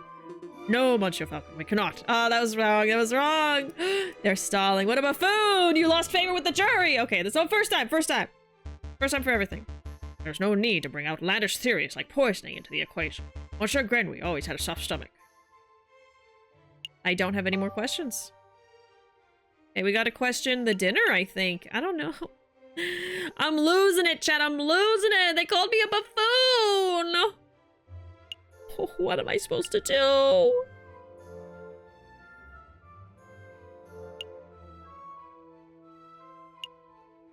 The dinner? I would like to ask about the dinner you served that evening. Very well, ask away. The red herring. I feel like we need to ignore the red herring. The cutlery. Earlier today, we established that silverware was stolen from your residence prior to the banquet. Indeed. I am aware of whom the culprit is, but I have decided not to press charges. It is curious, then, that you decided to serve steak. It isn't what one would describe as finger food, after all. I don't know about that, Falcon. With the right attitude, all food can be finger food. There's nothing curious about it. Senor Portois and Dame Cataline are vocal lovers of rare steak. I was merely suiting their needs. Besides, what other choice did the Baron have, Falcon? Serve vegetable broth like a common peasant? Well, do be quiet, Prosecutor. You sound ridiculous. Sorry, Baron. I guess so. About this red herring. Yes, what about it? I'm not sure, but I feel it's of vital importance to the case. Falcon, I just want to clarify this. Are you saying that you wish to pursue the red herring? No, I'm not an idiot. No, on second thought, I suspect the red herring may be a diversion. I'll leave it alone for now. That's a good call. The joke was starting to wear thin. Oh, God. Garden? Baron, we saw the murder scene, your garden, for ourselves. What's with all the horses? When was the last time Oh. Baron, when was the last time you ventured into your own garden? As it happens, I have quite serious allergies. I haven't been in my own garden for years. And that was a lie. Years, you say? Indeed. Baron, I do not wish to call you a liar, but that claim does not hold up to scrutiny. Oh? And why is that? Because we have hard evidence that you have visited the garden recently. Balderdash, my word is gold. Show the court the so-called hard evidence that I've been in my garden. This was found in your garden. To be specific, it was found inside the fountain basin. right beside where the murder occurred. A cigar butt? That could belong to anybody, and... Prosecutor, please shut your mouth. I can speak for myself. Okay, sorry, Baron. That is indeed the remnants of one of my cigars. But I must apologize, Monsieur Falcon, for I misunderstood your initial question. You see, prior to the banquet, I hadn't visited my own garden in years. Oh, sure. But naturally, after hearing the housemaid's cry for help on the evening of the murder, I rushed outside. I was shocked and disgusted by what I saw. That must have been when I dropped my half-smoked cigar in the fountain basin. You see, Falcon, there's a perfectly reasonable explanation. I would find that believable if the cigar were casually discarded, but as it happened, the cigar butt was found in the fountain's upper basin, a location that could only be accessed with great inconvenience. And a little paddling. The cigar butt was not dropped. It was deliberately hidden. There are any number of possible explanations. Are there? Because I can only think of one. That is, that you, Baron, deliberately hid your cigar butt to disguise your own illicit activities. Did I now? And what illicit activities would those be? Do you want me to spell it out? Fine. Let's put everything on the table. You, Baron, murdered Monsieur Grenouille. That is what you were trying to keep hidden. Directly accusing me of murder. How shamelessly brazen. That is a ludicrous accusation, Falcon. The Baron is an upstanding citizen of the highest order. Your allegation is baseless. You have no evidence, no means, motive, or opportunity. No evidence? Think harder, Monsieur Rabington. Every piece of evidence points to Baron as the prime suspect.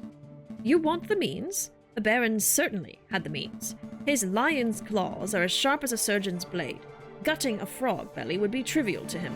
Even Monsieur Robinho confessed just moments ago that he feared his claws. Ridiculous. I would never threaten a man with violence. You want a motive?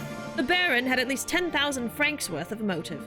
By removing a business partner, the Baron's share of his railway company increased from 1/3 to 1/2. This is preposterous.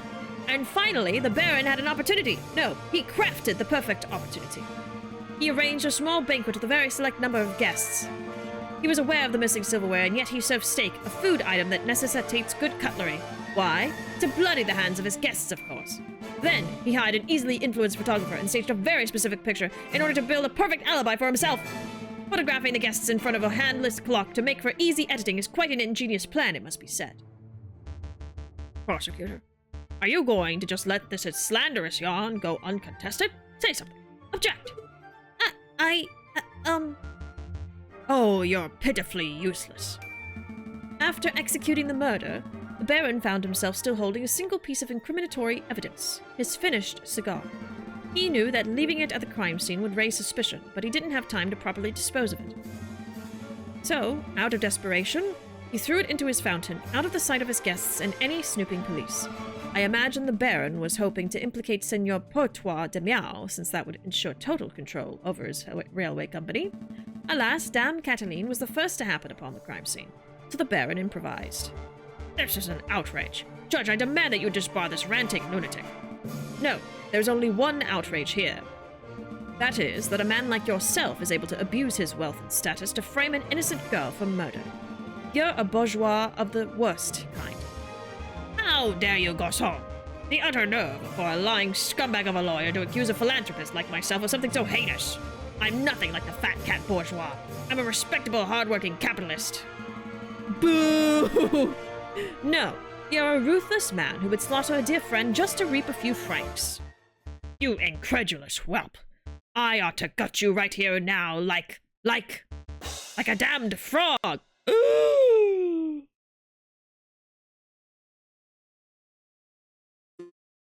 Would someone please restrain the Baron? I'm on it, Your Honor. Let's go, old man. To the conciergerie. With you. Don't touch me, you filthy jackdaw. I can walk myself. Well, now I know what bird he is. This is quite a turn of events. Does the prosecution have anything to add?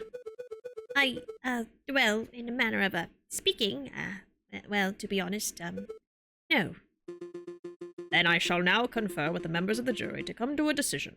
I ask that the animals of the court please be patient in this time. Falcon, that was pretty incredible. Thank you. I just hope it was enough.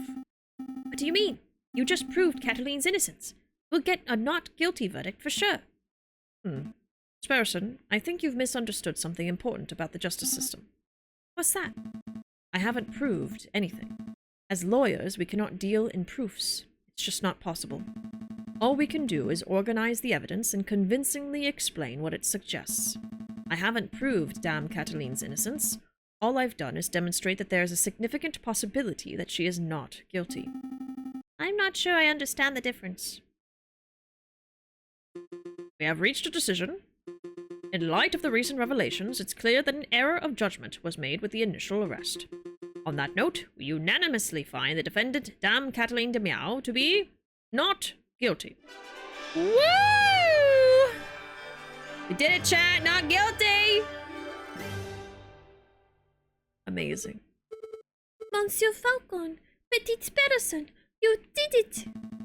I suppose we did, didn't we? We should head back to the office so we can celebrate properly. You did it, Falcon. I can't take all the credit. This was a group achievement. I'm so proud of you both. I'll go get 1 bottle of wine and 3 of our least dirty glasses. You are amazing, Monsieur Falcon.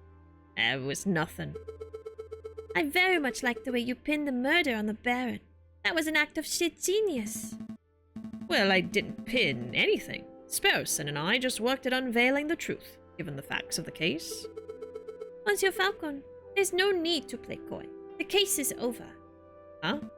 Like coy? Don't tell me you're actually being sincere. I'm completely lost. Oh, wow. I thought the goody-goody thing was an act, but you actually don't know. Alright, I'll spell it out for you. Oh no!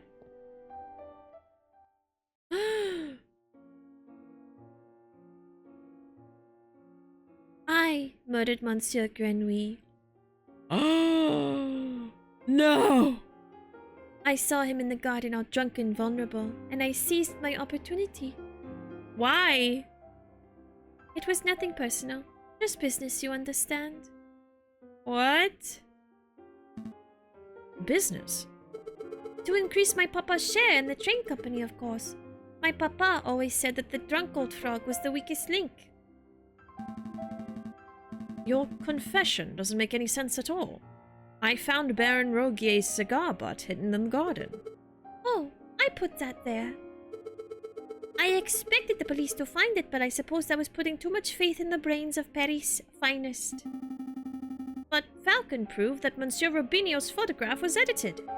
It was edited. I wasn't in the picture because I was busy paying a visit to Monsieur Grenouille in the garden.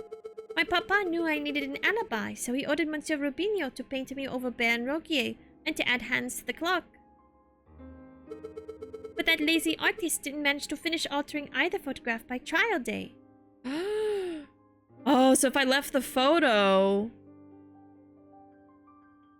I wonder if he would have shown something else. It's a good thing that Monsieur Falcon was so imaginative, because that could have gone very badly. Oh no. What's with the silence? You should both be proud. There aren't many lawyers in the whole of France who could have won a case like this, even for a bourgeois kitty like me. I think you should leave. Fine. So much for the celebrations. Here's the payment for your services straight from my papa's pockets. Adieu, Monsieur Falcon. Adieu, petite person. Falcon, what do we do now? Falcon? Oh. Is that it? End of Act 1. Oh, is there more? Okay, I thought it was going to be really short. Yeah, let's keep going. There's more! January 7th, 1848. She just admitted to murder. Can't something be done? The Louvre. Palais du Louvre. Now that looks like a penguin. Let us be reasonable, senors. I am sure that this is a simple misunderstanding. We've got a wolf. There's no misunderstanding. In the name of the king, arrest that Spaniard. God, I have to do a Spanish accent now. That looks like a person's hands. No, no, no. The animals all have human hands. That's the thing. A fox among wolves. Maybe he was a fox. Oh, the game's 4 hours. Okay. I knew Falcon wouldn't feel like turning up to the office on Friday.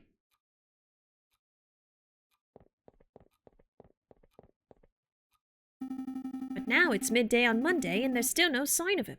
This is becoming a little concerning. Let's look for him. I should probably go find him. His home would be a good place to start. But the bird brain never gave me his address. I'll just have to find him the hard way. We gotta look for him? Is he in prison? Not the gaslight gatekeep girl boss. I was so happy we won for like 2 minutes. Excuse me, monsieur. I'm looking for my friend. Do I look like a lost and found to you? Buzz off, bird brain. All right, then.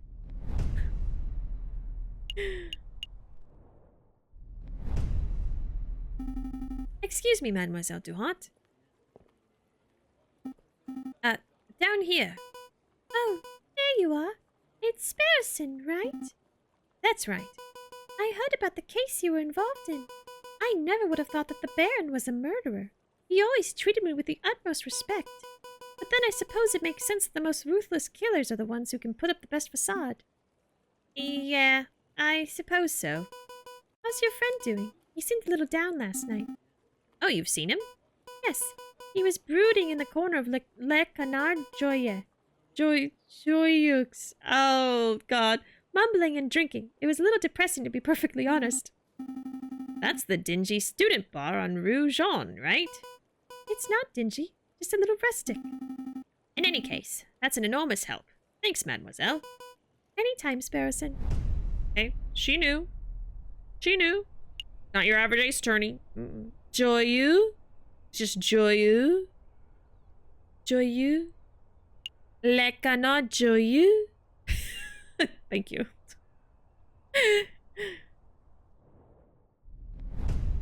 Drinking his woes away. Oh, I think that's the same puffin.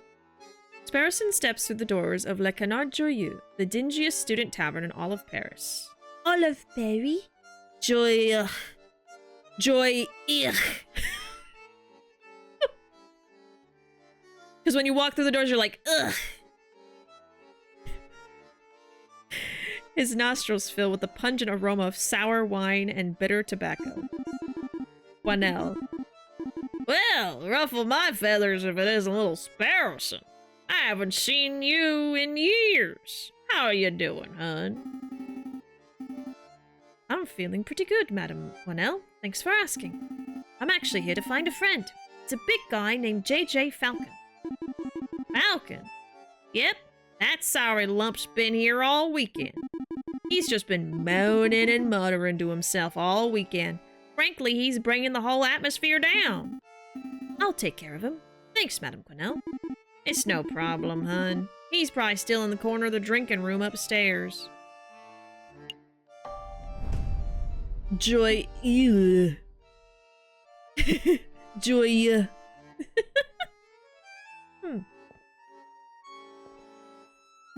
No sign of him. Mon Dieu! I almost stepped on the big fellow.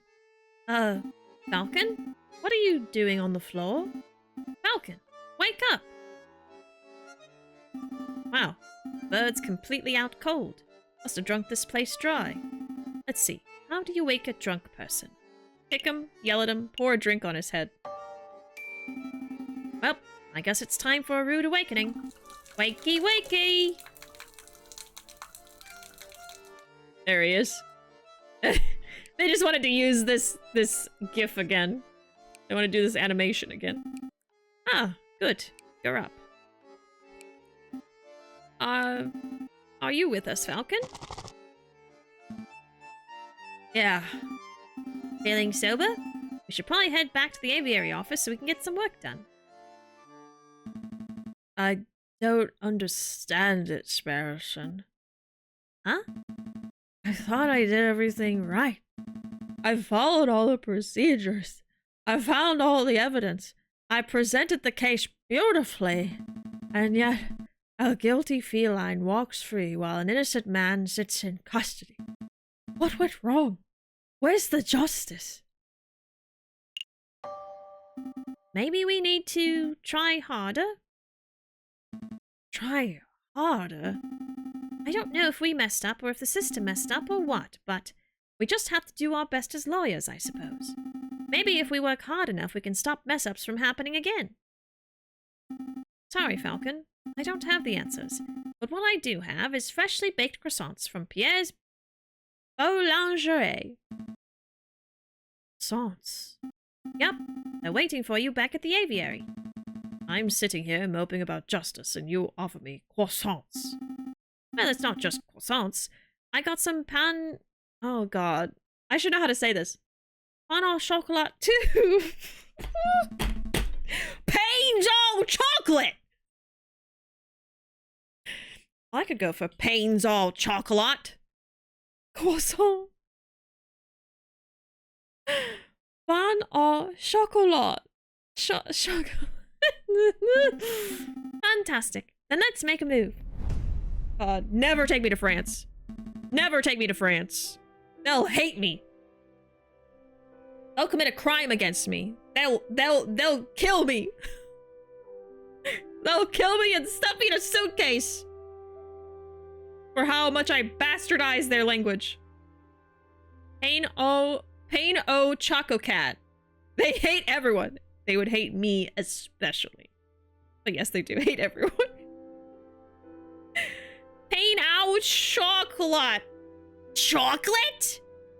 I always hated chocolate. Especially pains on chocolate. All right, I admit it.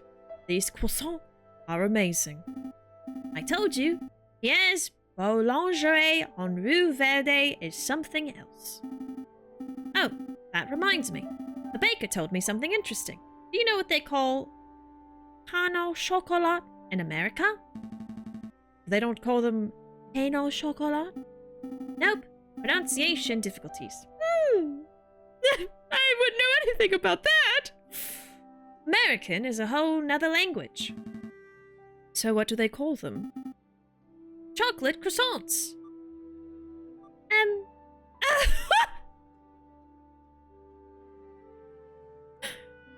There's a fucking mouse. There's a mouse in the house.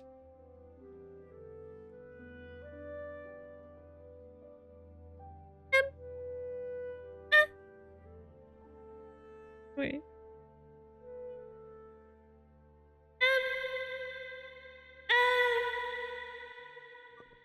Hello? Chocolate croissants. What do they call profiteroles? Oh, I think those are still profiteroles. But rather than custard, they fill them with ice cream and smother them in melted chocolate. Simply outstanding. Is this the aviary attorney? Can I speak to someone, please? Well, what do they call crepes? Excuse me! His name is Mousy. Did you just hear something, Spouse?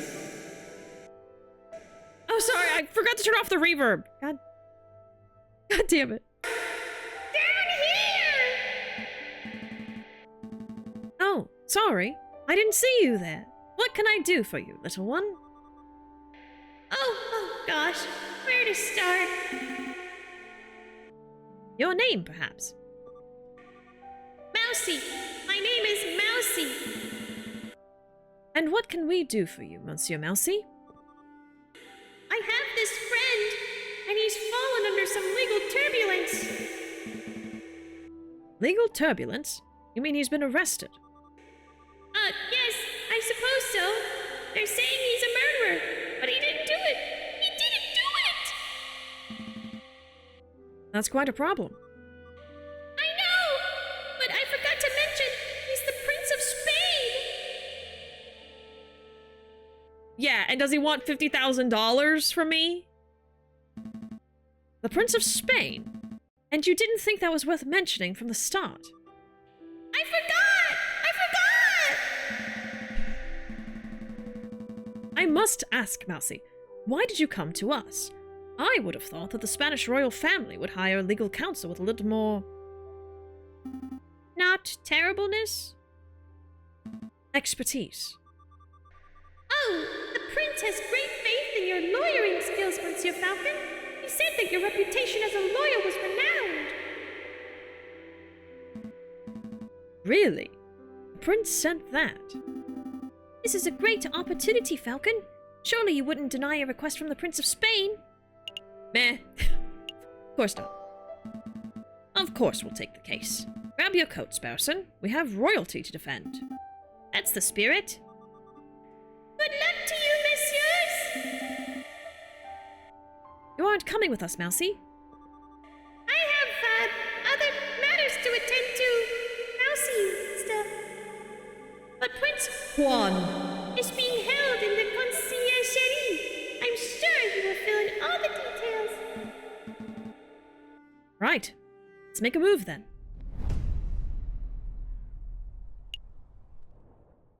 Little Mousy. 98% love with Mousy. That's pretty damn good. Little Mousy's your BFF. Please, Bishy. It would be 50,000 francs. And then Juan's gonna ask us for 50,000 pesos. Do they use pesos in Spain too, or is that just... I'm so uncultured. I'm gonna be honest, I don't know a lot about Spain. I know a lot about Mexico. Not about Spain. A teensy, teensy, weeny little mousey. Don't falcons eat mice? Mm-hmm. Yeah. It's true. Oh, they use euros now. What did they use back in the day? Back in the day.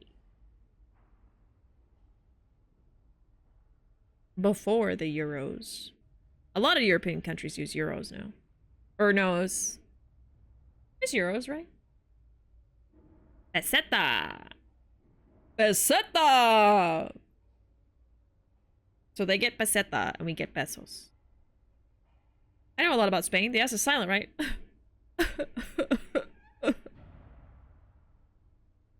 I would have lost my shit if his name was Luis. Yeah. Good day, monsieur. Oh, it's you two again. Nice work on Lady Kitten's trial. Baron's pacing around a cell right now, ranting about wringing your neck. Yeah, I'm not surprised. He's super mad. But hey, a criminal's a criminal, right? If the lion didn't want a death sentence, he probably shouldn't have killed a guy. Oh, you're not here to defend him, are you? Because that'd be hilarious. We're actually here to see Prince Juan Querido, heir to the throne of Spain. The mouthy fox, huh? That guy's driving me nuts with his señores and his flamboyant attitude. I say the sooner he hangs, the better. Jeez. Well, come on then, while we're young. His voice changes every time. So I guess the lion's gonna die. I hope we save him by the end. We need to right our wrongs. Hey, PC Man, welcome in. This is indeed the game you bought. Yes! I mentioned that at the beginning of stream. This was voted for day 6 of chat voted games. And I forgot that it won. And we were on day like 13 or 14 before I noticed. But anyway, we're streaming it now. It gets to be our send-off for 2025. And then we'll get back to day, what is it? Day 13 on Friday. But yeah, we're playing it. It's really fun. I'm liking it a lot. Yeah, I hope we don't kill the lion. Ooh. Early 1800s, it looks like Spain was using the real. Didn't switch to pesetas until after the setting of this game. Interesting. So they wouldn't have been using pesetas here. Goblin! Uh-oh, it's a gobbo. Welcome in, Goblin. Welcome in, Jenna. Howdy. What were you streaming? Welcome in, Mr. Mops. In summary, Bishy for Gore. I forgot. I totally forgot. Let me do a shout out for you. The Traveling Goblin. Oh, you're playing Peak. Were you doing a solo run or were you playing with some friends? I haven't played Peak in a minute. Solo Peak. Nice. Have you reached the peak? Have you done it? I don't think I've ever done a solo run. I think I've done it with only one other person a few times. Me and Ruuuvo got to the peak once together, I think. I don't think I've done it by myself. Let's get my solo badge. Oh, there's a badge! Of course there's a badge for it. I should try that sometime. It seems very stressful, though. All by your lonesome, but you did it. Congrats. Well, we're playing a game called Aviary Attorney, where it's very similar to Ace Attorney, but you play as a couple of bird lawyers. And there's not only birds. I didn't know this until we started playing it, but there's a bunch of other critters too. So this is a fox. He apparently is the Prince of Spain, and we're going to be defending him. You only need 9 more badges. Oh my god. I feel like I only have 9 badges. I really don't have that many. Okay. The Prince of Spain, I presume.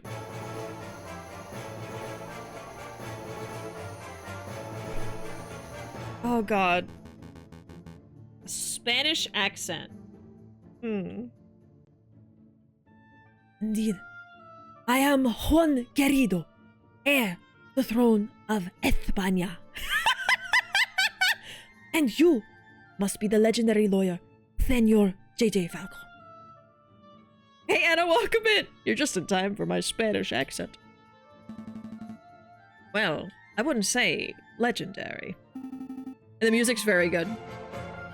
I wouldn't even say notable. Such humility. I would expect nothing less from renowned individuals such as yourselves. But let us get down to business. I can't do the list, but I can't hold it. I trust that my compañero Mousy explained the situation. He told us that you have been accused of murder, but we need some further details before we can start our investigation. Ah, of course. What is it that you wanted to know? Yes, I'm finally playing it. Chat made me do it. Chat voted for it. This music. How about this? To be honest, Prince Juan, I'm a little confused as to how a member of royalty could get in so much trouble. Would you walk us through your activities on the day of the murder? Of course. Let me see. Where to begin? It was the cold and misty morning of the 6th of January. I had heard that King Louis Philippe was unveiling a new painting at the Palais du Louvre, and I wished to meet the man myself. So, after a brief stroll and picnic in the Tuileries Garden, I entered the palace. I'm not gonna say anything correctly, by the way. Don't worry about it. I found the royal entourage in the Louvre's Grand Gallery. When I saw an opportunity, I presented a humble gift to the king. A rose, an international symbol of passion and virtue. How romantic. But before the king could take it, a rather rude person snatched it from my finger. It was a royal guard, a dog by the name of Major Howl. Ouch! Cried out Major Howl. I have pricked myself upon the thorns of this dastardly flower. And then the Major slumped to the floor. His face turned blue, his mouth frothed, and he died. He died straight away after being pricked. Straight away, Signore! It's obvious the pricked finger was the cause of death, but I don't know of any poison that acts so fast. Nor do I, Senor Falcon. But clearly the police felt that poison upon the rose's thorns was the only logical explanation. And with so many witnesses, even the king himself, what could I say to defend myself? So where did this rose come from? I acquired it from a beautiful Parisian flower seller at Les Halles Markets, a girl by the name of Catherine Marie Signy. I think it's gonna be a swan. But surely you're not suggesting the flower girl applied the poison herself, Senor Falcon? Well, I'm not making any accusations yet. I'm just planning to explore every line of inquiry. Got a poisoned rose? Gonna rain and run to get rest, but hope you have a happy new year. Happy New Year, Goblin! And Happy New Year, everybody. This is my last stream before the new year. Goodbye, 2025. I'm not gonna miss ya. I'm not gonna miss ya, 2025, but I'm gonna miss you, Goblin. Have a good night. The dramatic music is very good. I'm expecting someone to dance the flamenco. The drama, the drama. Good riddance, 125! Don't let the door hit you on the way out! Why are you in Paris? Petty! Why did you come to Paris, Prince Juan? I was on a diplomatic mission. I do not know whether you are familiar with current events, but you may have heard that my country is in a state of turmoil. Contenders for the Spanish throne are slandering, plotting, backstabbing. It's chaos, and the people are suffering. So I thought, if I can befriend some French royalty, perhaps even the king himself, maybe I can strengthen my family's name. With the Querido dynasty restored, I would have a chance at bringing peace to my beautiful nation. Well, I guess that plan's gone out the window. Sparrowson, don't be rude. No, he is right. I failed terribly. Don't fret, Prince Juan. We'll do everything in our power to clear your name. Maybe once the dust has settled, you will have another opportunity to speak with King Louis Philippe and finish your mission. Thank you, Senor Falcon. I am sure you will do your best. Was there anything else you wanted to ask? Bad luck to diss the year you're leaving before the new year comes in. If you give it power. If you give it power, maybe. I never heard of that, actually. News to me. What were you reading? What were you reading before we were so rudely interrupted? Ah, this book is a Spanish classic, Don Quixote of La Mancha. Do you know it? It's worked for me. I made it up, to be honest. No, did you make it up? Did you just make it up?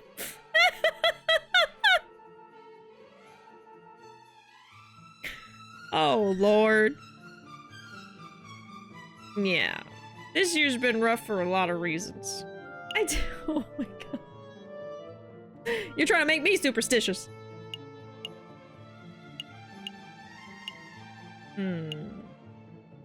Don Quixote. Readings for squares. No. I've heard of it. I haven't read it. I've heard of it. It's about the knight who jousts windmills, right? That's one part of the story, yes. The hero is a virtuous but elderly knight by the name of Don Quixote. In the chapter you mentioned, he takes up arms against an army of giants who are terrorizing a town. Quixote's partner, Sancho, warns him that the giants are just windmills, and their flailing arms are just sails twirling in the wind. But Quixote doesn't listen. He takes up his lance, gets on his horse, and charges anyway. Sounds more like dumb Quixote. Am I right, Falcon? Perhaps he is dumb, Senor Sparrowson, but many of us spend our whole lives jousting imaginary giants. Speak for yourself, Juan. I've never been jousting, let alone seen a giant. I think we're getting off track here. Indeed. I tell you what, Senor Falcon. I'll lend you my copy of this book. Maybe you'll have time to give it a read at some point. Maybe I will. Thank you. El Ignioso Hidalgo Don Quixote de la Mancha has been added to your evidence. Manifestation, yes. Anything else? No, I think that's everything, thank you. What's the plan, Big Bird? Well, we have 2 lines of inquiry. We should head to the scene of the crime, Palais du Louvre, and see if we can find any clues or witnesses. And we should interview the flower girl in this Halls market to see if she has anything to say about this alleged poisoned rose. 2 tasks spread over 6 days. This almost sounds too easy. Something's gonna come up for sure. Let's not get complacent. Good luck, senores. And now I'm like, do I trust the fox? Man. I manifest the new year will be great for everyone in chat, and Bishi, and their loved ones. In the name of Kiryu, the Maji, and the golden booty. Oh, we need a sound effect for that.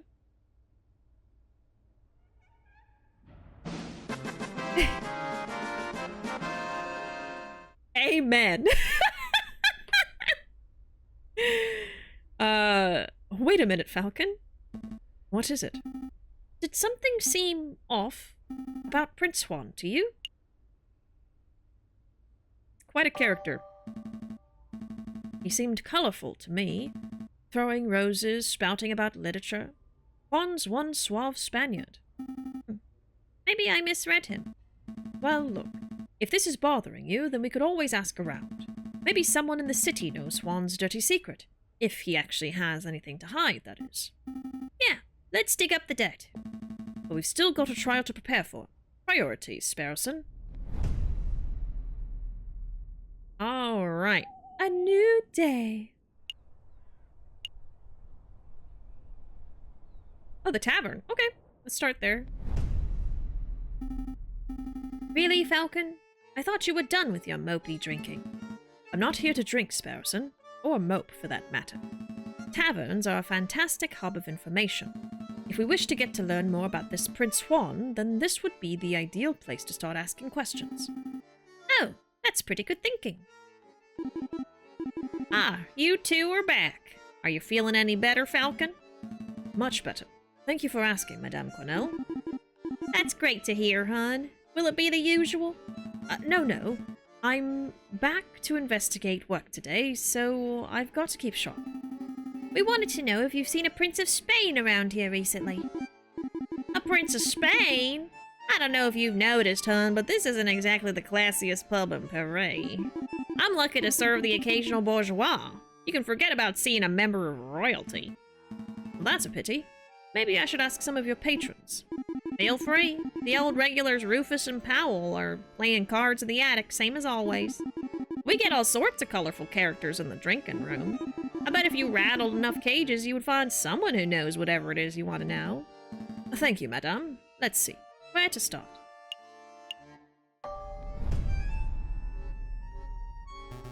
There's a dog and a parrot. Oh, he's cute. Fontaine. I think this is the dog. So there I was, in the grasslands, 10 kilometers downriver, rifle in hand. I'd been pursuing this set of footprints for an hour. I was getting closer and closer. I could almost smell the beast.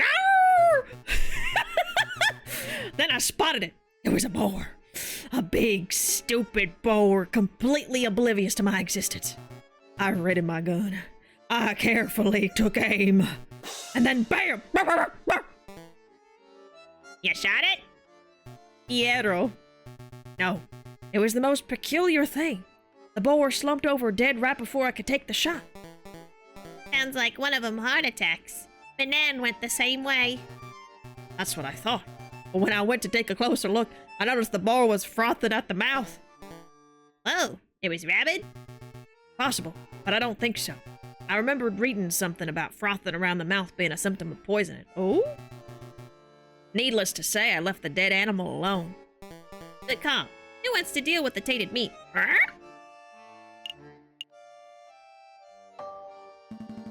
Excuse me, monsieur. Yes? Can I help you? You say that the beast you were tracking might have died from poisoning. Could you give us some further details? Further details? I'm not much of a poison expert, I'm afraid. Well, what do you think caused it? I would guess it ate something bad. I saw some of that poisonous plant around. Wolfsbane, I think they call it. But really, I have no idea. I'm a hunter, not a vet. Excuse me. Excuse me, monsieur. What is it? I don't suppose you've seen a Juan Querido around here. He's Spanish royalty. Folksy fellow, swanky hat, calls everyone senor. That doesn't sound familiar.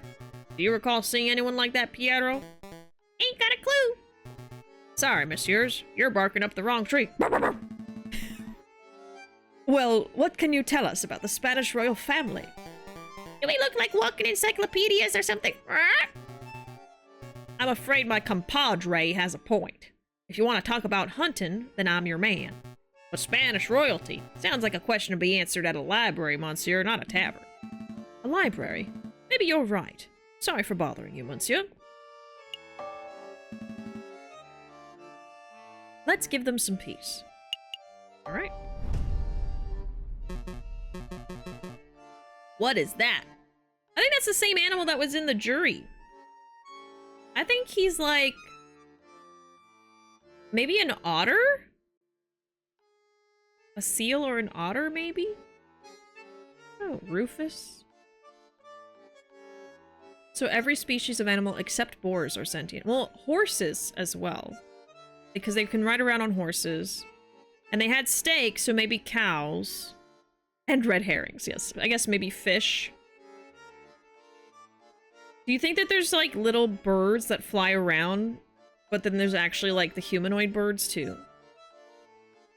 Oh, you think she was a dodo? I didn't think about that. She could have been one. Oh, it's a walrus?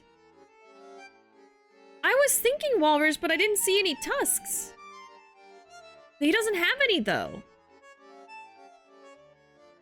He really doesn't, because, like, there's, like, this thing... Oh, I can point at it. There's this thing right here, but that's the collar of his shirt. I guess when he talks, we'll see if he has any. Come on, Powell. Just one more game of Jacques Noir. You see them? He has a tusk? That's his collar. A penguin! Powell. This has to be a penguin. Or it might not, actually. Absolutely not. My wallet is hurting enough as it is. Please. I'll even let you deal this time. The answer is no, Rufus. I'm skint. If you want to play cards, you will have to ask someone else. Fine. I'll ask that big fella. Excuse me, monsieur. Yes, you, monsieur. Would you care to play some Jacques Noir? Yeah, sure. Absolutely. Deal me in, monsieur. But look, when he talks, it doesn't move. He doesn't have tusks. I don't think he's a walrus, guys. I think he's something else.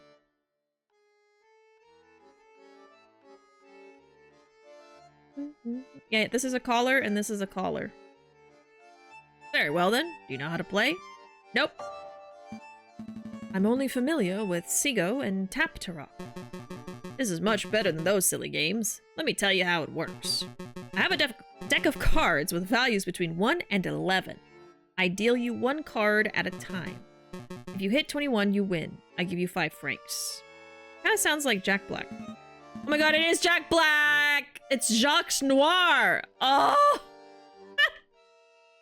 Kinda sounds like this game that's exactly the same name! 5 francs. That seems a little steep. This is a man's game, monsieur. Only children gamble over petty sous. Besides, higher stakes make for a more exciting game, right? I suppose so. Oh dear god. Okay, we want to get to 21. Alright. So 8? Yeah, hit me. Hit me! Oh, it's showing the points over there. Okay, we're at 17. We're only 4 points away. I think we should stand. Jack Black. I loved him in Kung Fu Panda. Gambling minigame! Stand.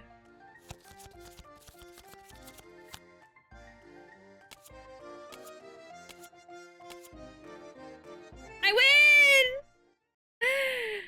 I win. Well played, monsieur. Here's your payout. Shall we have another round? No, I'm good. Well... No. We should keep going. We should keep going. Let's go. No, I think we're done. Maybe another day, monsieur. We got a game to finish. I understand. Feel free to come back anytime. What? I need to talk to them. Here to play some cards? Not today. I don't have time for that. I have some investigative work to take care of. Come on. Surely you have time for one game. No, thank you. Maybe later. See you around. I guess that's the only point of the room is to play the game. Okay. Well, we can do one more.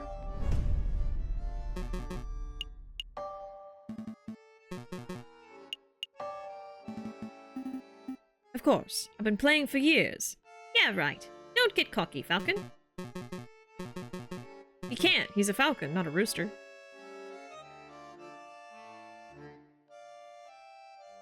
I shall be the dealer. We will bet 5 francs per game. Here we go. Just one more. One more round. They put all the effort into making the minigame. Okay. 10. Hit me! 15. Hit me! 17. Stand.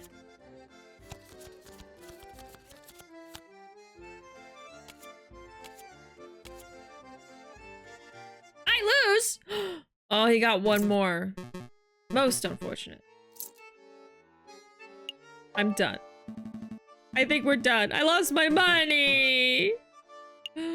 Oh. Are we ready to hit the road? Yeah. Let's make a move. Good one, Bishi. Soon you'll be at the same level as Mr. Sparrowson. I don't think anybody can hit that level of punnery. Of tomfoolery and puns. I guess we can go back here if we want to.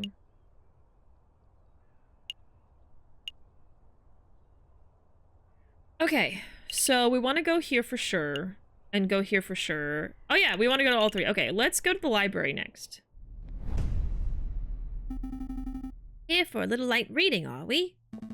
Not quite, Sparrowson. I'm following the hunting beagle's advice. Don't eat poisoned pork? The other piece of advice, that if we want to learn about a member of royalty, we should hit the library. Well, that makes sense. Say, Falcon, I've been meaning to ask. Since we're in a library and all, are you a classic lit fan, or do you prefer more modern works? Reading is for squares. What would be modern in this time period? I'll say classics. I like the classics, you know, Alain René Lesage, Rebellion Fils, that sort of thing. No idea what that is. Don't try to act smart. I saw you reading that book of naughty limericks the other day. You didn't think I would notice because you put a dull-looking slipcover over it, but I knew, Falcon. I knew. You like M-lit or C-lit? Stop!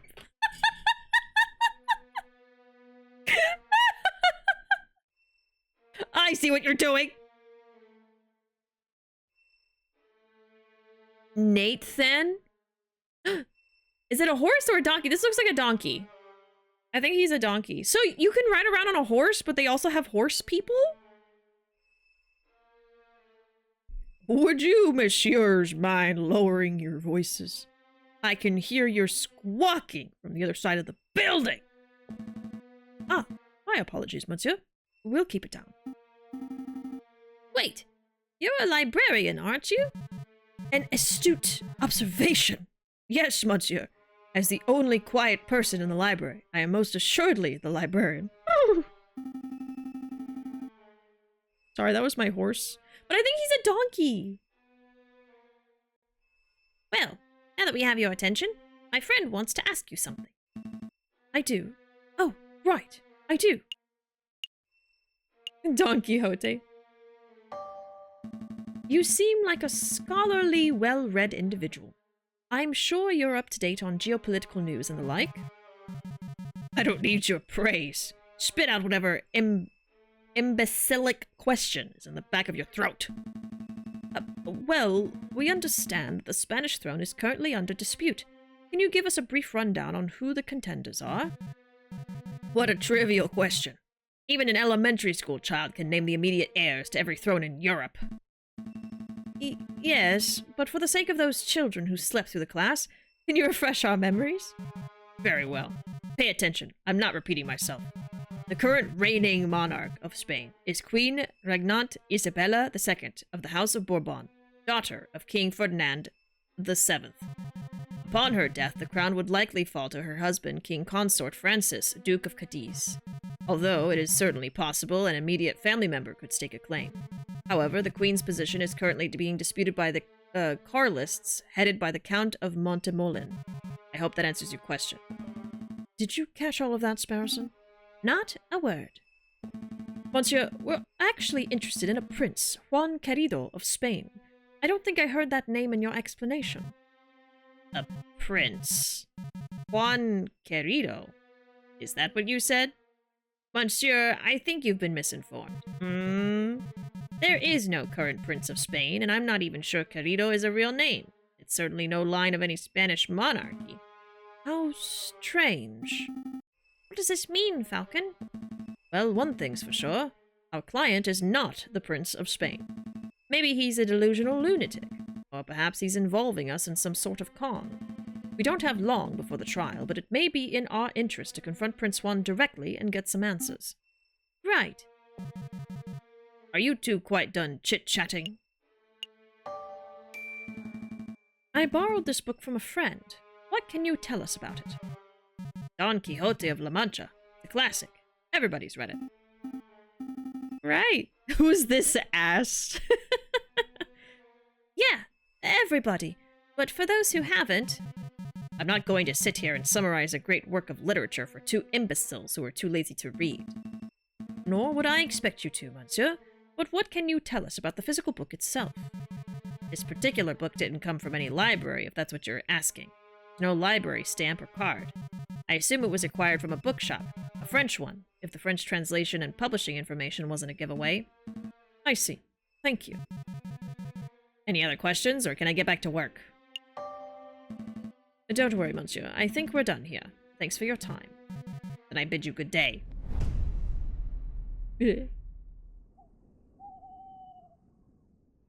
Alright, I guess let's go confront him.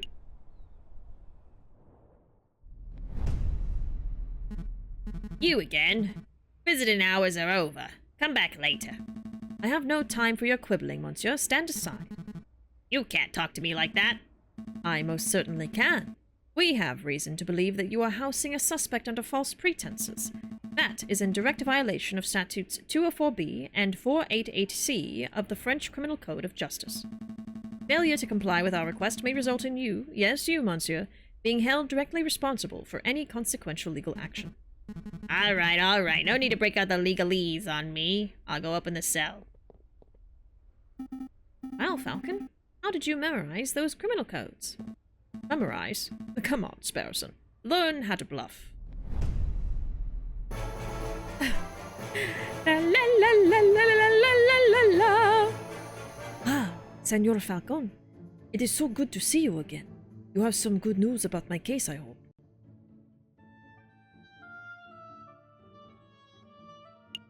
Let's be polite. Listen, Juan. In order to maximize our chances of a successful trial, I need to know every bit of information. I can't work with half-truths. If you tell me one thing and the prosecution's evidence tells me another, we're both in trouble. I am afraid I don't quite follow, senor. Do you want me to spell it out? I know that you are not the Prince of Spain. I know that your name is not Juan Querido. Where is this coming from? I assure you, senor, that I am who I claim to be. Ole! If you want your trial to be a farce, then you don't need my help. Come, Sparrowson, we're leaving. Wait. Calm yourself, Monsieur Falcon. I'll reveal all.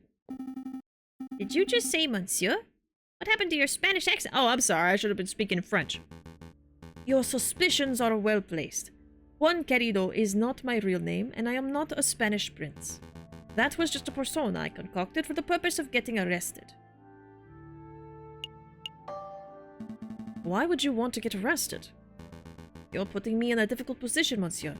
If I tell you the full story, I would be putting someone else in danger. How about this? I'll tell you a story. I like stories. There was a girl, a mademoiselle, who was in a great deal of debt. Everyone has a debt these days, monsieur. Indeed. But this particular mademoiselle was indebted to a very powerful man, and that man wished to collect. The mademoiselle had no means of paying, so the man offered her a deal. Murder this man. I will forget what you are owed. Refuse. I will reap what I am owed from your parents. With no alternative options, the mademoiselle accepted. But another man, a gallant knight with foolish, archaic notions of chivalry, heard the mademoiselle's story. The knight knew that murder was inevitable, but he saw a way to take the fall in the mademoiselle's place. You understand what I'm saying, monsieur? No. To be honest, I'm completely lost. That's unfortunate. I thought I made the message fairly clear. It doesn't matter. Let me give you a piece of advice, Monsieur Falcon. Sometimes the problem doesn't lie with the one on trial. Sometimes the problem lies within the justice system itself. I'm still lost. Me too. Mon Dieu. This is hopeless. Why don't we talk about something else? So what is your real name? What's in a name? It's just an empty label. A vapid reflection of who we really are. Today I am Juan Querido, the Prince of Spain. Tomorrow I may be Bruno Reyer, a pauper living under a bridge on the Seine. But that doesn't change who I am or what I do. That didn't really answer my question. No, I suppose it didn't.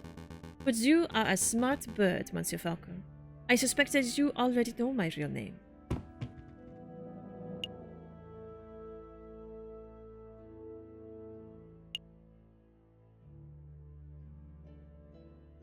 Oh, page 44 is missing. Do we have the evidence for his name?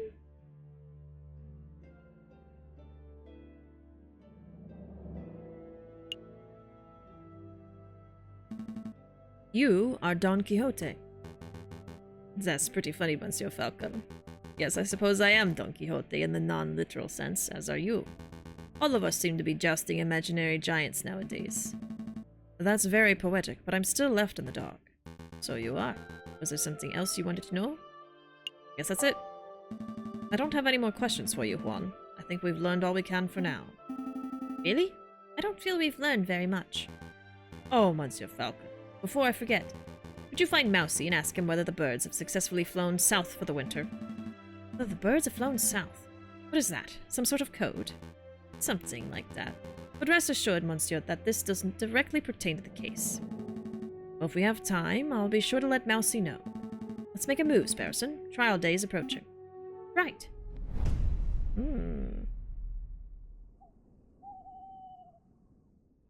Gotta head out. Good night. In case I don't see any of you before New Year's. Happy New Year. Happy New Year, friend. I hope 2026 treats you well. We'll see you around. Good night. He's mousy in stilts and a trench coat. Yes. Yes. Also gonna head off to bed. Have a good one, y'all. Well, thanks for being here, PC Man. Happy New Year's to you as well. Let's have a better 2026 than a 2025, huh? Have a good night. I'll see you around. Well, Mousy might be in the office. Stop messing around, Falcon. Let's help out Prince Juan already. Oh, okay. Never mind.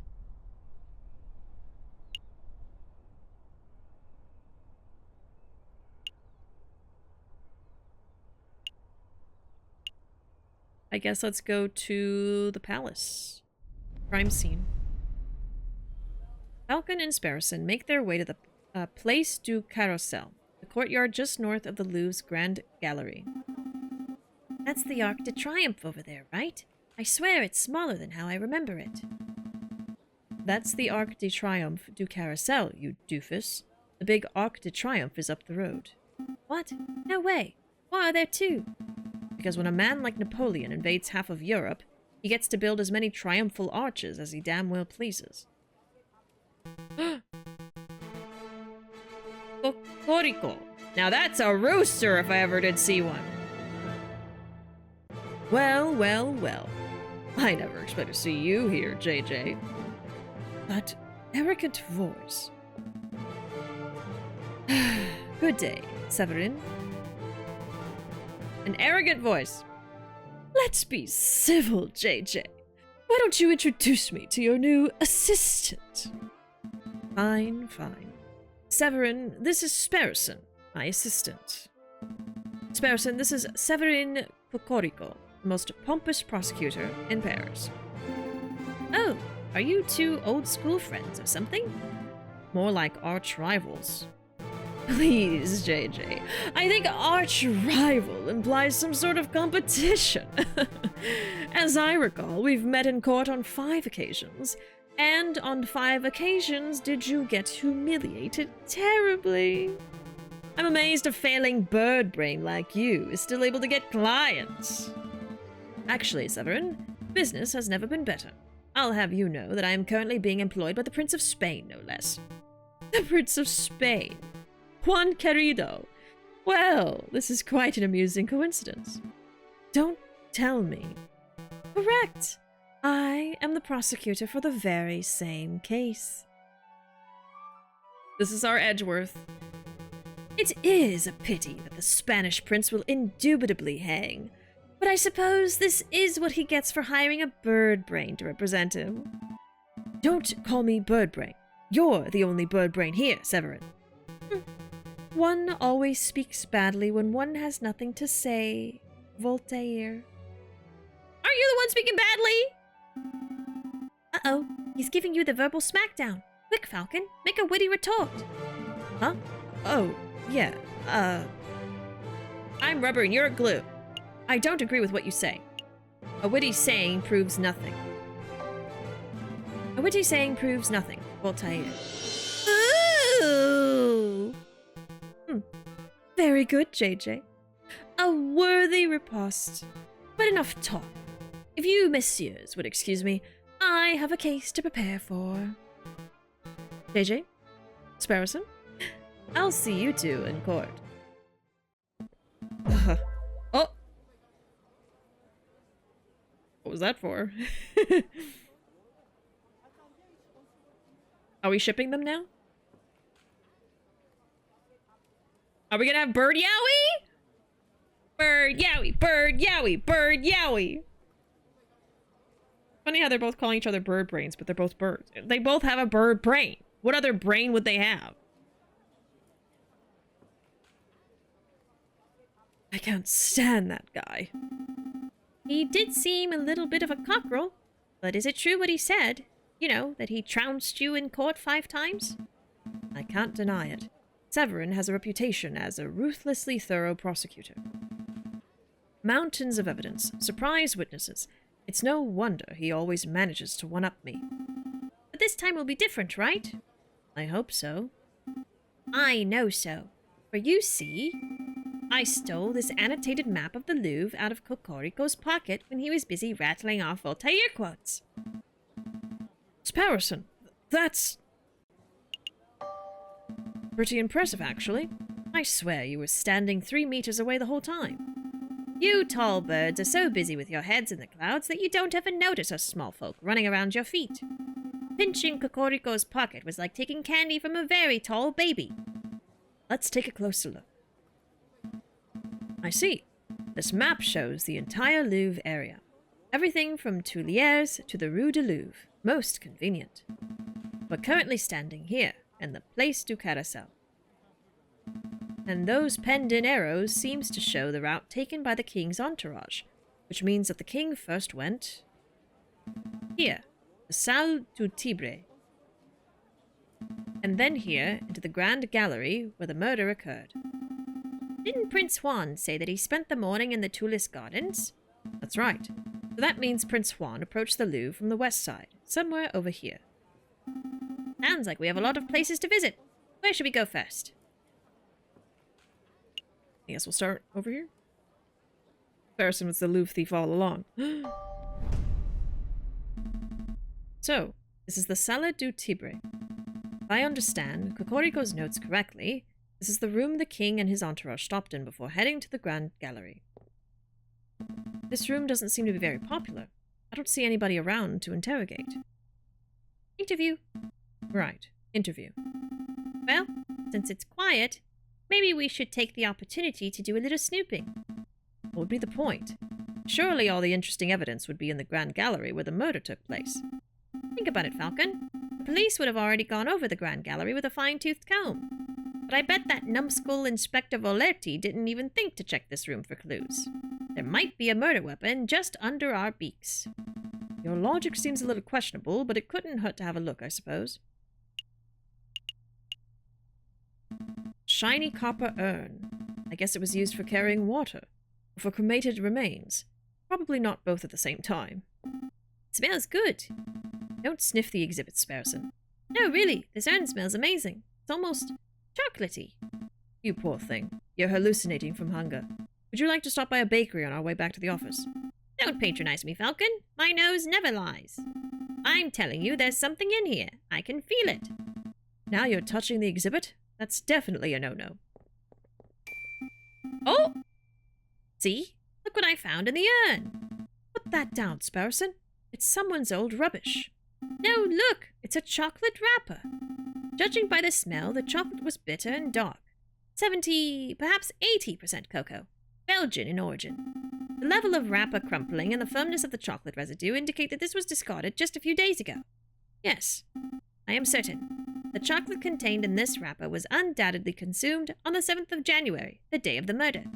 Mon Dieu, Sparrowson. You deduced all that from smelling the wrapper? Imagine what I could work out if I tasted it. That won't be necessary. Sparrowson, if you could apply this level of critical thinking to areas outside of food, you would be the world's greatest detective. If only all evidence were edible.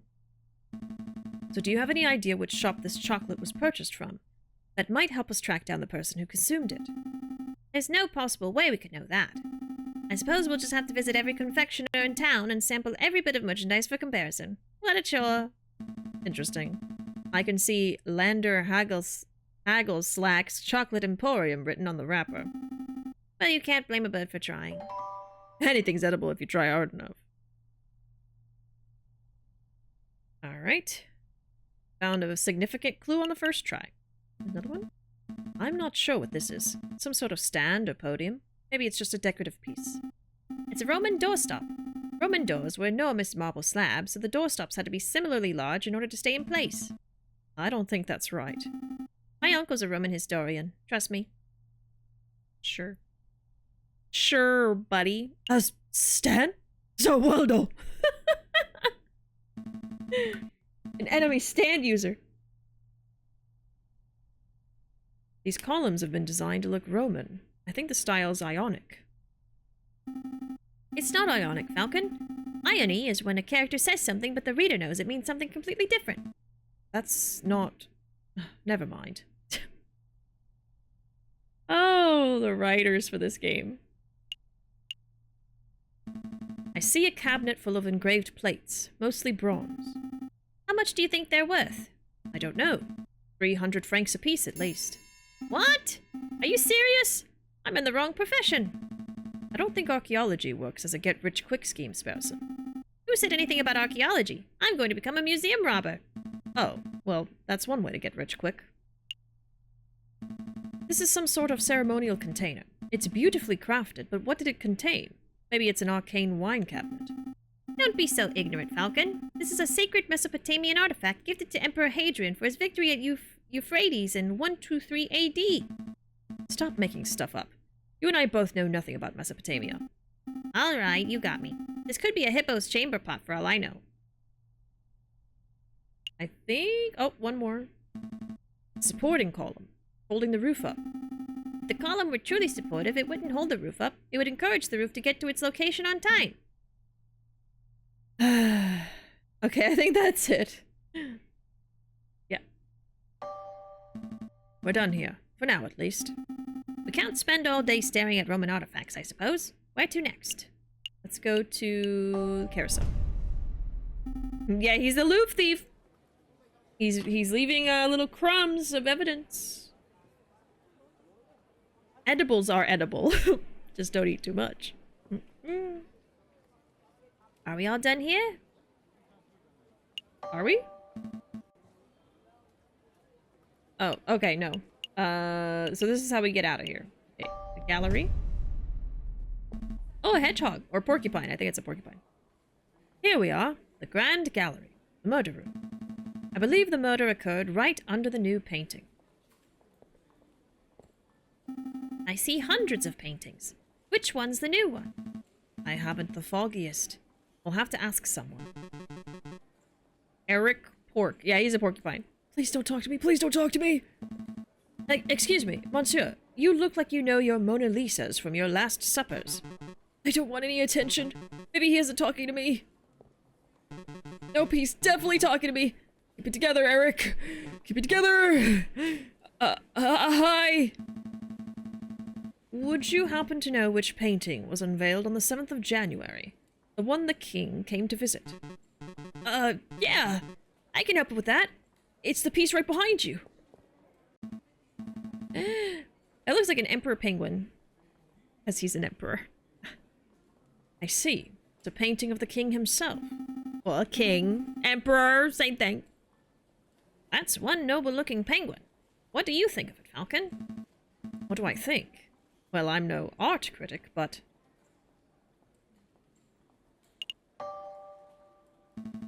The careful brushstrokes, the pre-Raphaelite soft tones, and the subliminal use of light.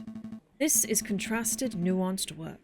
It's an evocative painting that alludes to a forgotten era. You said a lot of words, but I'm not sure if I'm any closer to knowing your opinion. I'm getting the impression that you messieurs aren't regulars at art galleries. But Oni's a regular at the Bishi Gallery. Thank you for subscribing for 17 months. Oh my gosh, shit. Welcome in, Oni. We're playing some Aviary Attorney, which is basically Ace Attorney, but with a bunch of animals. And we get to play as a couple of bird lawyers. It's really fun so far. I'm trying to finish this tonight. Apparently it's doable. So we'll see. But I have a question for you. Would you like a pink star or a yellow star? Let me know. We've got a lot of both. Lots of pink. Let's go pink! Team pink, team pink! Okay. There is your star, Oni. There you are. Looks like I put Eno. It's just my camera being backwards. Here you go. Into the collection. Welcome in, Oni. How you doing? How was your week last week? How was your holiday if you celebrated? Go to me, pink. Exactly. Pink cube. Gelatinous cube. God, it looks unreal. It does not look real in the camera right now. Oh my god. That's beautiful. Mesmerizing. Pretty great. Spent Christmas with the parents. Nice, nice. Y'all eat some good food. Get some neat gifts and stuff. My most notable gift for you guys to see is my mom got me this little baby Majima duck. Mini! A mini one. I got the big one already. She got me a little baby. I didn't even know they made little baby Majimas.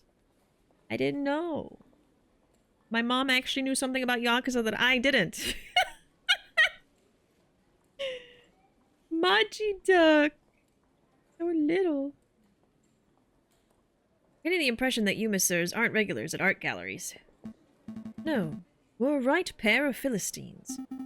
Speak for yourself, Falcon. I've never been to the Middle East.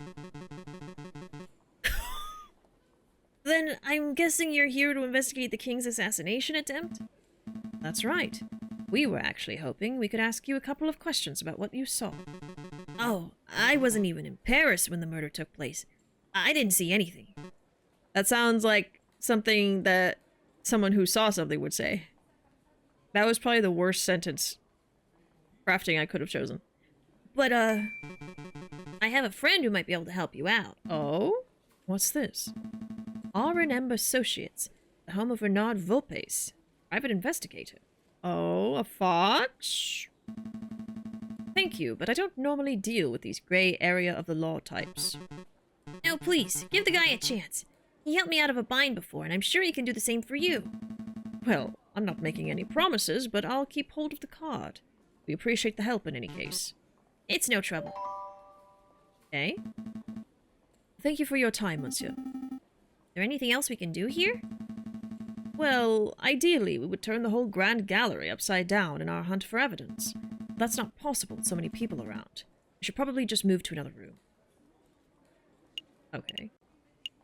We couldn't even look.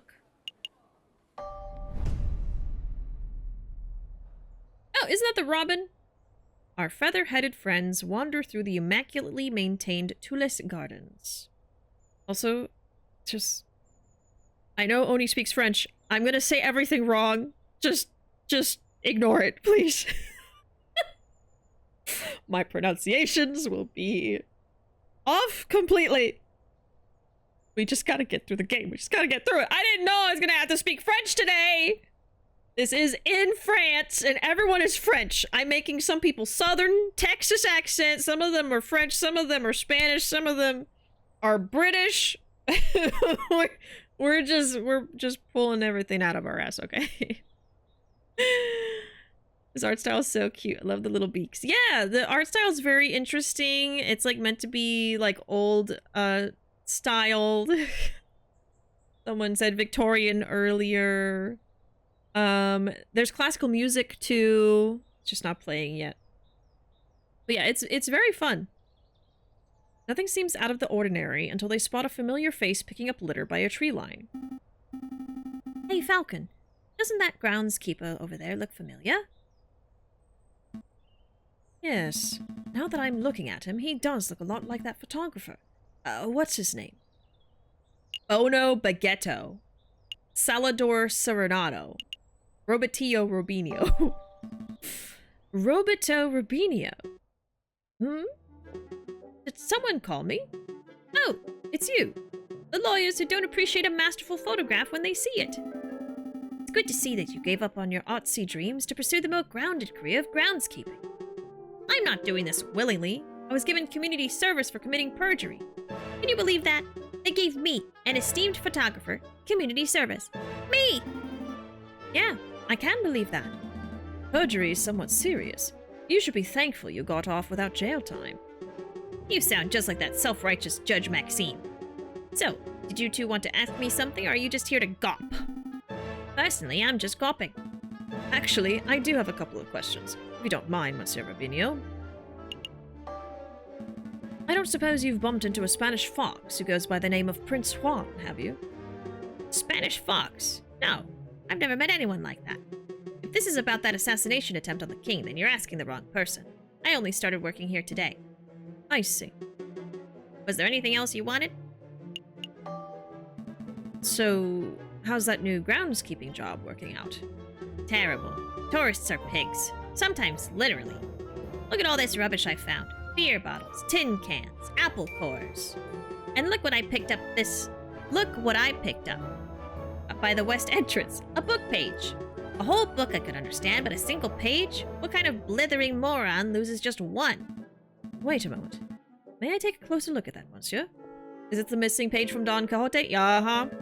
Don Quixote. That's a page from Don Quixote. May I take it off your hands, monsieur? Sure. What's it worth to you? What's it worth? It's trash. It's literally worthless. Then I suppose I'll be destroying it as per my duties. All right, all right. I suppose you deserve a little compensation for your trouble. How about you give me the page and... pay you 5 francs? Speak with Judge Maxime. Get your photos in the Louvre. I'll give him 5 francs. We got a lot of francs.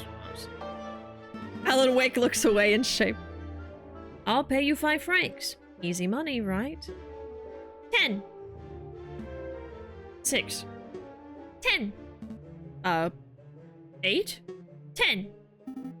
Well, Falcon, you suck at bartering. Alright, fine. 10 it is. Wait, we have 59. Take my damn money. Page 44 of Don Quixote has been added to the evidence.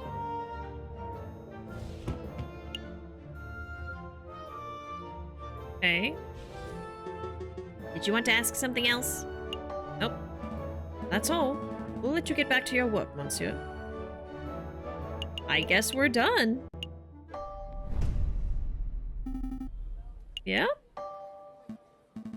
Let's make a move. Good call. You can always come back later if we've forgotten something. Have I forgotten something, game? Is that why you're saying that?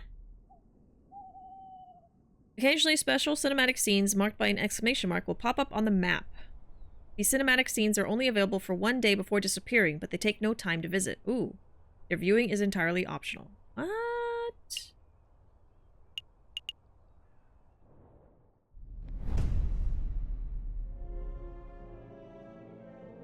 Storm is brewing, my brother. Word of the royal assassination attempt is spread. The proletariats grow confident. The bourgeoisie are cowering. It won't be long before we have rioting. Oh? And then a revolution. Are those wolves or foxes? Interesting. Okay, so we have R&M associates. Rats. We don't need to go back to the tavern. We have the chocolate to look at. God, how many days do we have left?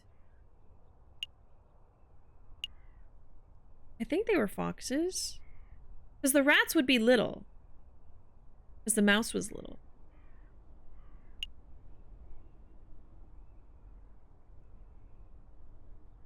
The Louvre. So we already went there. And then the halls are where the flower lady is. So 1, 2, 3. I hope we have 3 days left.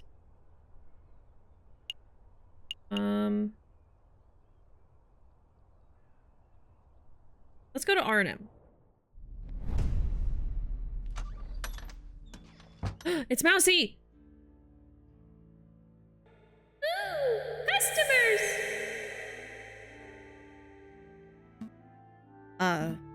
Hello? Is this the office of Renan Vulpes? It's you two! Mousy, what are you doing here? Oh, this is where I work. See? R&M, Renard, and Mousy. Monsieur Renard Vulpes and I carry out all sorts of investigations together. The fox is Renard. The fox is Renard! Although, to be completely honest, it's normally Monsieur Vulpes who chooses which cases to take. Mousy, we have a message for you. It's from Prince Juan himself. He wants to know if the birds have flown south for the winter, whatever that means. Oh, yes. The birds have migrated successfully. But if Prince Juan told you that, then that must mean he trusts you. He must want you to take these. Go on, take them. These are used train ticket stubs. It looks like 2 people took a railway trip to Vienna. Yeah, Volpe is Fox. What exactly is the point of this, Mousy? Prince Juan said they would help with the trial. See the names? Oh.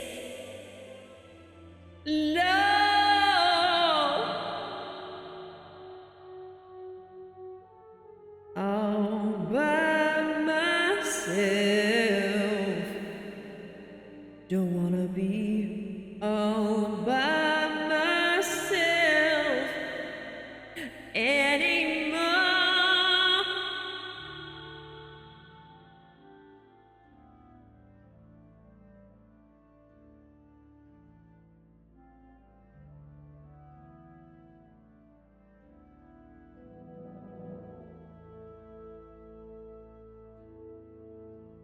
We're back, Chad.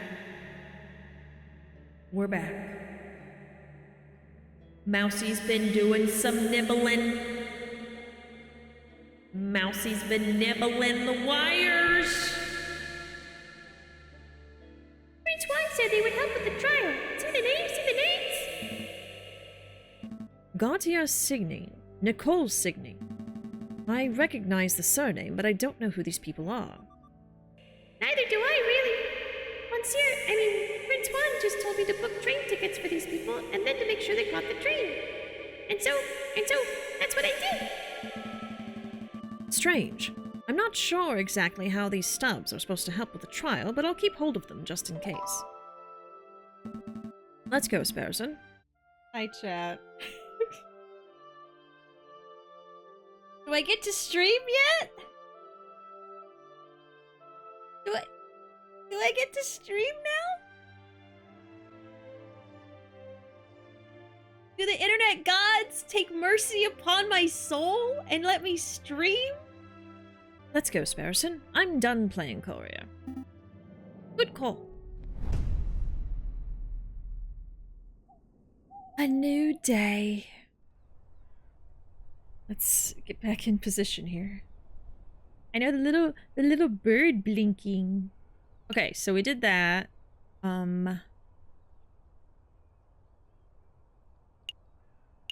So this does not take up any time. So we can go back and talk to him again now that we actually know his name. Maybe he'll say some more stuff. What?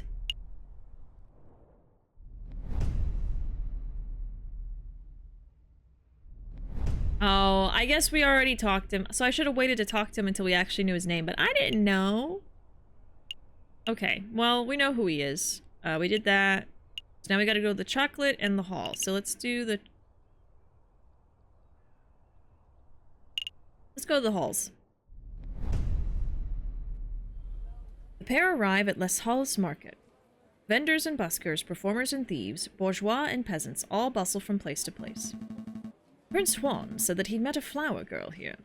Signy, I think he said her name was. There's a swan with flowers over there. You think that's her? I think so.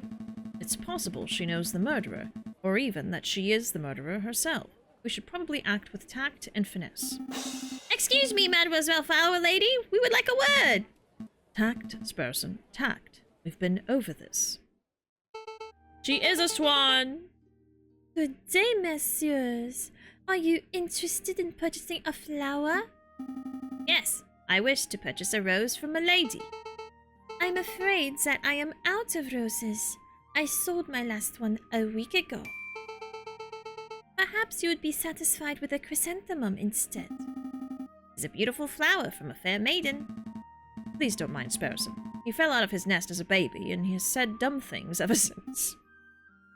Hey! Let me introduce myself. I am J.J. Falcon, defense attorney. Are you Mademoiselle Signy? That's right. Catherine Marie Signy. I suppose you're here to ask about the royal assassination attempt? How did you know? I'm no fool, monsieur. I know that the rose I sold was used as the murder weapon. To be honest, I'm surprised it's taken so long for someone to directly question me. The Parisian police seem to have a habit of missing obvious leads. Do you mind if we ask you a couple of questions? Business is slow. Please ask away. Mademoiselle, you mentioned that you sold your last rose a week ago. Who did you sell it to? The person who bought the rose. I didn't catch his name, but he was a charming red fox. Sounds like our Juan. I met him around a week ago on the 6th. We talked for a little while. About the usual things, you know, like how everyone seems to be in debt these days. Then he bought a rose and left. So she told him about her debt. I hear that the fox is on trial, but to be honest, monsieur, I don't think he's guilty. Why is that? Well, never mind. It's just a gut feeling. Mademoiselle, it just so happens that we're defending this particular fox in the court dices. If you have something to say that could prove his innocence, now would be the time to let us know. I'm sorry, messieurs. I can't. God damn, she left! Wait, mademoiselle, wait up! Wow. Damn. Nice display of tact and finesse, Falcon. You scared her off. Swan obviously knows something crucial about the case. We need to get to the bottom of whatever it is. I just fucked up. Agreed. But I don't think she'll be in the mood to tell us anything else. I know. Why don't we try acting with a little more tact and finesse next time? Okay, Sparrowson. Hush. I messed up. I guess pressuring never works. Time for chocolate! An elephant! Falcon, what are you doing? It's trial day. We have a Spanish prince to defend. Oh, right. What was I thinking? So we didn't have time for the chocolate. Oh. I knew we were gonna have time. Once again, Falcon and Sparrowson find themselves waiting outside the doors of the Tribunal de Grande Instance. I feel like you can't really get everything in one playthrough. You like they purposely are like, you can only go to a certain amount of places. Or I don't know, maybe I messed up and went to a place I shouldn't have? Oh. So are we addressing the elephant in the room? Mm-hmm. Bernard Joyeux is happy duck. Oh. Yeah, I wonder if there's a lot of bird puns I'm missing because it's in French. Are you feeling nervous, Falcon? Of course. Of course I'm nervous. What have we learned about Prince Juan? What do we know about the real murderer? Nothing.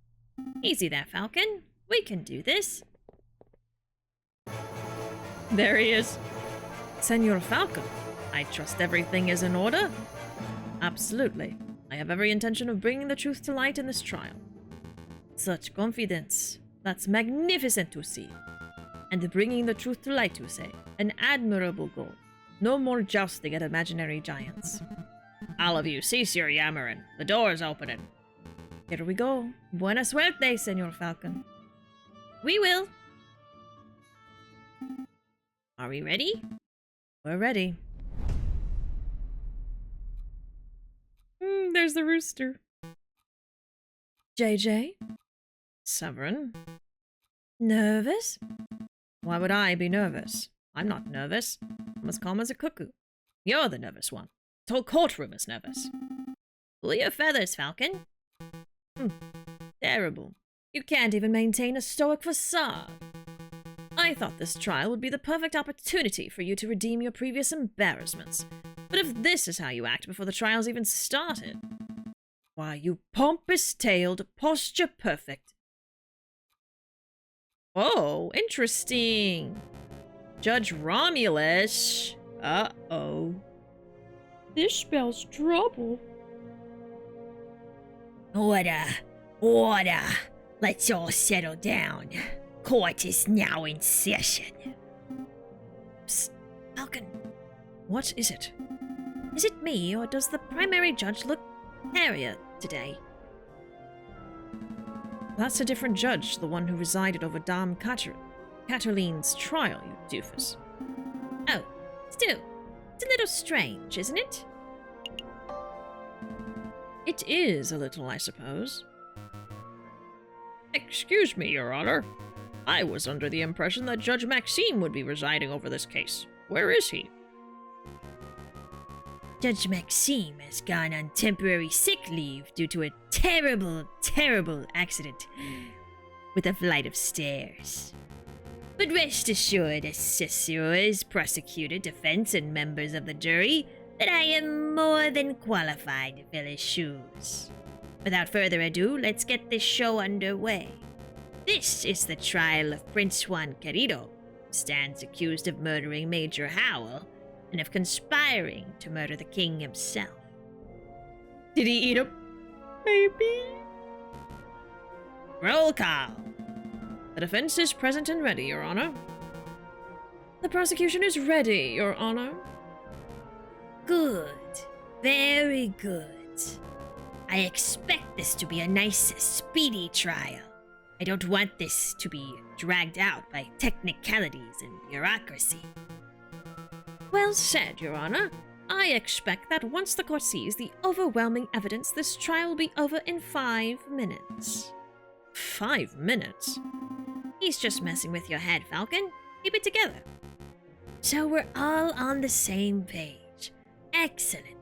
Prosecutor, please call your first witness to the stand. Very well. I call the police officer who investigated the crime scene. I call upon Inspector Just Voletti. Step up to the stand, Inspector, and recite the oath. I still think he's also a rooster. I swear to speak without hatred and without fear, to tell the whole truth and nothing but the truth. Please recite your name and occupation for the court record. My name is Inspector Just Voletti. I am a servant to the law, a scourge of the gutter rats. And that will do, Inspector. We've all heard your monologue before. Whoa, Orico really is going for a speed record, isn't he? Now, can you tell us what you witnessed on the morning of the 7th of January? Of course. At 10 o'clock in the morning. 100% a rooster. I knew it. At 10 o'clock in the morning, I was called to the Louvre's Grand Gallery by one of the king's royal guards. Did he just say o'clock? There I saw Prince Juan, King Louis Philippe, Philip, the corpse of Major Howell, with a rose in hand, and around 24 citizens. The citizens and the king himself all attest to seeing Major Howell taking the rose from Prince Juan's hand and then promptly dropping dead. And what did the morgue uncover upon examination of the corpse? The coroner determined with absolute certainty that Major Howell died of poisoning. Aside from a prick upon the finger, there was no sign of external harm to Major Howell's body. Therefore, the poisoned rose must have been the cause of death. I don't know about that. Putting the pieces together, that does seem very implicative of the prince. I have no further questions. Now, I was hoping that the coroner's report would determine that the guy died from a freak heart attack or something. That would make for a particularly speedy trial, wouldn't it? But no, we aren't so lucky. Something else must be amiss in the old bird's testimony. Right. I'll tear it apart. Your Honor, I wish to cross-examine the witness. Falcon, wasn't it? Don't waste the court's time. A high-ranking police officer would never lie on the witness stand. I wouldn't accuse the inspector of lying. I just want to make sure that every base is properly covered. Ugh, this sounds like pointless nitpicking to me. But I'll allow it. For now. Go on, Falcon. Do your cross-examination.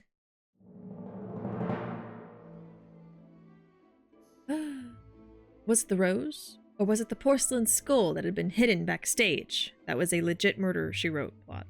What? Porcelain skull! I'd like to say me to question. 10 o'clock in the morning.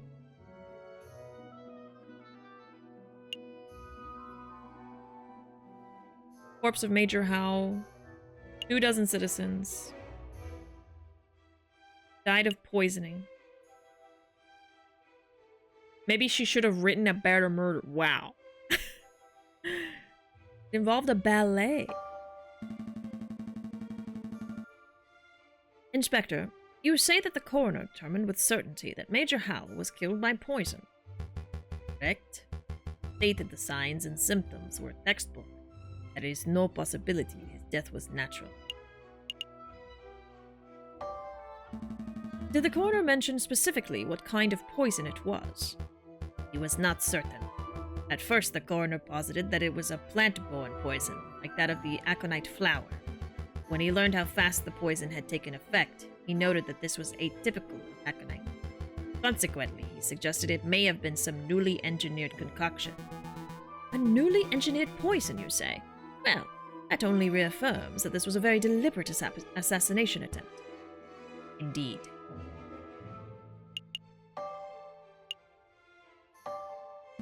How exactly was Major Howell poisoned? What was the delivery mechanism? His finger was pricked by the poisoned rose. He even commented out loud about it seconds before dying. All 22 citizens who witnessed the murder attested to seeing and hearing this. Is there any possibility he was poisoned by something else, like a chocolate bar? What an absurd thing to ask, JJ. You just heard that 22 people saw the victim prick his finger and die. What are you suggesting? That the pricked finger had no relation to the poisoning? That's exactly what I'm saying. I don't doubt that Major Howell was poisoned, but I do doubt that the rose was the cause. Unbelievable. Only a total buffoon could fail to draw the blatant link here. JJ, as tempting as it is to sit here and lecture you on the basics of cause and effect, I'll end this discussion painlessly. Inspector, please tell the defense that you found traces of poison on the thorns of the rose itself. That should alleviate all doubt that the rose was in fact the poison delivery mechanism. Actually, I can't tell him that. I dread to ask, but Why not? We didn't check the rose for traces of poison. It just seemed obvious the rose caused the poisoning, given the timing. Well, now, that would be... Oh, well then, now would be a good time to make a test. Here's a marvelous thought. We prick the finger of the defendant with the rose. If there's no poison on the rose, then Prince Juan lives and he is free to go. If the rose is poisoned, then the prince dies. But that's okay because the punishment would be just and fitting of the crime. Marvelous suggestion. What is this, a witch trial? This isn't America, Severin. That's not how we do things here. Calm your feathers, JJ. It was clearly a joke. There are far more humane ways of testing for poison. I'm sure the inspector will perform his duty with due diligence. Actually, we won't be able to test the rose for poison at all. And why is that? Given the dangerous nature of the flower, it was destroyed. Wow. By the police force. We burned it. Such unprofessionalism. If we have no way to know whether the rose was poisoned, then this whole trial ought to be called into question. Nice try, JJ, but through the process of reasoning by elimination, we can still deduce with absolute certainty that the rose was poisoned. In other words, there was nothing else at the crime scene that could have caused the poisoning. Wrong. There was something else at the crime scene that could have contained the poison. Something the investigative police blindly overlooked. Look at this. What am I supposed to be looking at? It is the paper wrapper to a piece of chocolate. It was found in the Louvre, the Salle du Tibre to be precise, and we can date its consumption to the day of the incident. You're not suggesting that Major Howell ate a piece of poisoned chocolate moments before he died? I most certainly am. Eh? Did you see this wrapper at the crime scene for yourself, Inspector? The police force does not have the time nor resources to trawl every piece of trash at every crime scene, I'm afraid. In other words, you overlooked it. Astounding unprofessionalism. The prosecution is right to be disgusted. What a disgraceful display, Inspector. I offer my apologies, Your Honor. I don't want your apologies. I want you to do your damned job properly. Get off the witness podium before I kick you off myself. As you wish, I'll take my leave. Until next time, messieurs. So let me get this straight. This chocolate wrapper was found at the crime scene? Correct. And you have reason to believe it was consumed on the day of the incident? I do. I have an expert food tasting witness who is willing to testify if need be. You have a foodie witness? I don't recall anyone like that. Who on earth are you talking about, Falcon? Oh, I see. But do you know for certain that Major Howell consumed this chocolate? Well, that is a fact we're still investigating. I see. And do you have evidence that this chocolate was in fact poisoned? Again, that is something that may require a little more time to definitively prove. So then, in actuality, you do not have evidence that Major Howell consumed some poisoned chocolate? Instead, you have a solitary piece of rubbish that you plucked straight out of the gutter? That's weak even for you, JJ. Let's move things along. I have another witness I would like to summon. He is a man who claims to have had an excellent view of the people going in and out of the Louvre at the time of the incident. I call upon Monsieur Toussaint Kingsley. Could the witness please approach the stand and recite the oath? Oh! Oh, it's a kingfisher! Hello? Hello, hello? Hello? Oh, right. The oath. I swear to speak without hatred and without fear to tell the whole truth and nothing but the truth. Please state your full name and occupation for the court record. My name is Toussaint Kingsley, and I am a person who fishes. A person who fishes? So you are a fisherman? Oh! Is that how it is? I thought the French justice system was better than this. I beg your pardon? Here comes Toussaint Kingsley, the kingfisher. Clearly, he must be a fisherman, because, didn't you hear? All kingfishers are fishermen. Well, you are carrying a fishing rod. And? Can a man not carry a fishing rod, reel, and bait without being branded a fisherman? Look! The prosecutor's carrying a riding crop. Clearly, he must be a horse jockey. Oh, for pity's sake. Fine, fine. We can list your occupation as person who fishes and not fisherman. Thank you. Actually, why do you carry a riding crop, Severin? I've never seen you ride a horse. I don't know, JJ. Why do you, a 30-something-year-old with no health problems, carry a cane? This is veering quite far off the course. Would the prosecution please get back to his questions? Of course, Your Honor. Monsieur Kingsley, is it true that you were nearby the Louvre at the time of the incident? Yes, I was sitting upon a railing of the Pont des Arts. The Pont des Arts? That's the new bridge that's just a stone's throw from the Louvre's south entrance, correct? That's right. And what were you doing at the time of the incident? I was fishing. Kingfishers. Am I right, Falcon? So you would have had plenty of opportunity to see the people who entered and exited the palace. Can you tell us who you saw? Well, the Louvre's a busy place. Naturally, I saw a lot of people. But at 9 a.m., I saw the king, Louis Philippe himself, enter the building. He was surrounded by his entourage, of course. Then around 9:30, I saw this shifty-looking fox lurking around the entrance. Your Honor, I object to the witness's use of the term shifty-looking. It's a vague and biased description. No, really, he looked super shifty. I saw him rubbing his paws and cackling gleefully. And then I saw him take out a rose and carefully rub the stem. Rub the stem of a rose, you say? As if he were applying something to the flower, perhaps? Love the voice you gave him. Oh, which character? Thank you. I tried. Well, monsieur, I really shouldn't speculate. Of course. It was wrong of me to ask such a leading question. Oh, the kingfisher.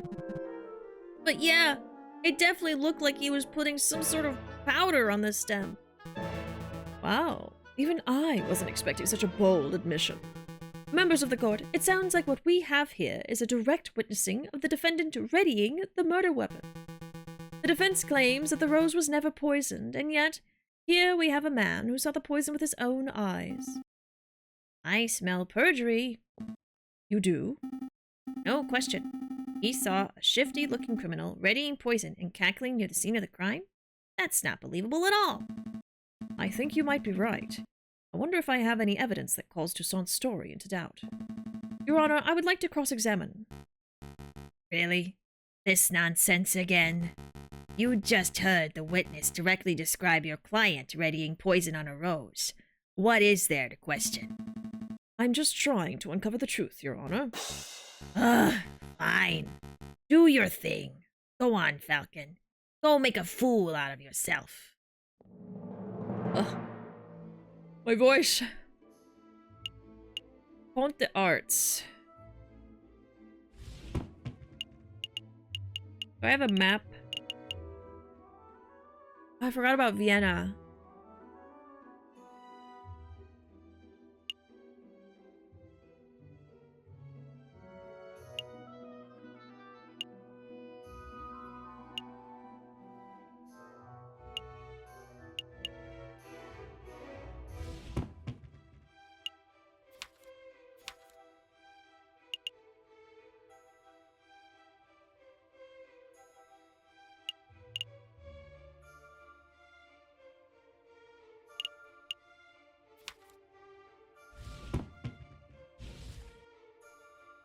Okay.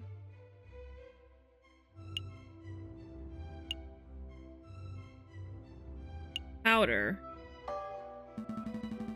Monsieur Kingsley, you say that you saw a fox rubbing the stem of a rose. Yep, saw it with my own eyes. How far away were you from the south entrance? 20 meters, perhaps? 30? I'm somewhat doubtful that you can make out powder being applied to anything at those sort of distances. Monsieur, I don't claim to have seen the powder itself. I said it looked like he was applying powder to the flower stem. It could have been a wax or a liquid or whatever, but the guy was definitely putting something on the flower. Well, why'd you say powder? I see. Well, that's nice and vague.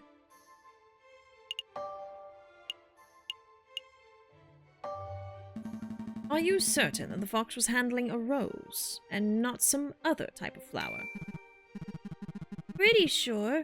The red petals stand out quite nicely on a great January morning. So you are confident?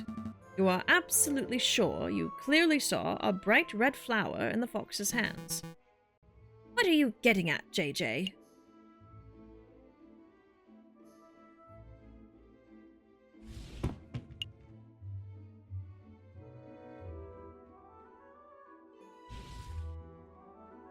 I think there's something here, but I can't do it.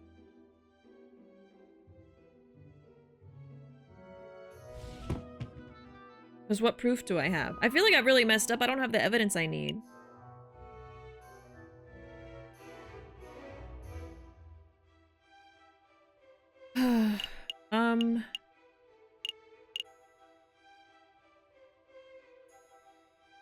And nothing.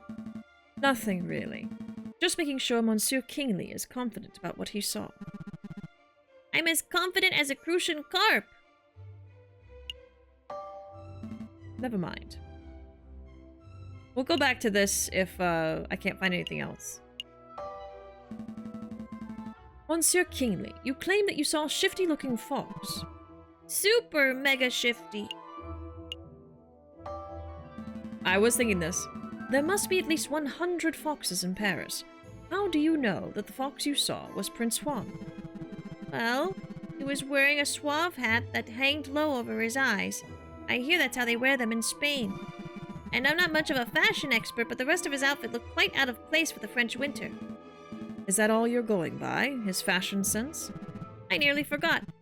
I heard him call a passerby Senor. I thought that was peculiar. Well, that's him all right. Oh, all foxes are no. Okay, it's not that. Monsieur Kingsley, you say that you were sitting upon the railings of the Pont des Arts in the morning of the incident. Yep. See, I wish I could see the map.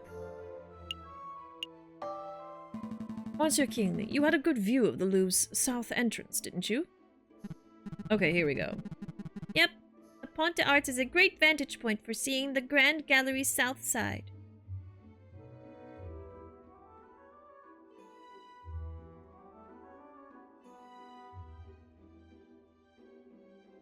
So right here.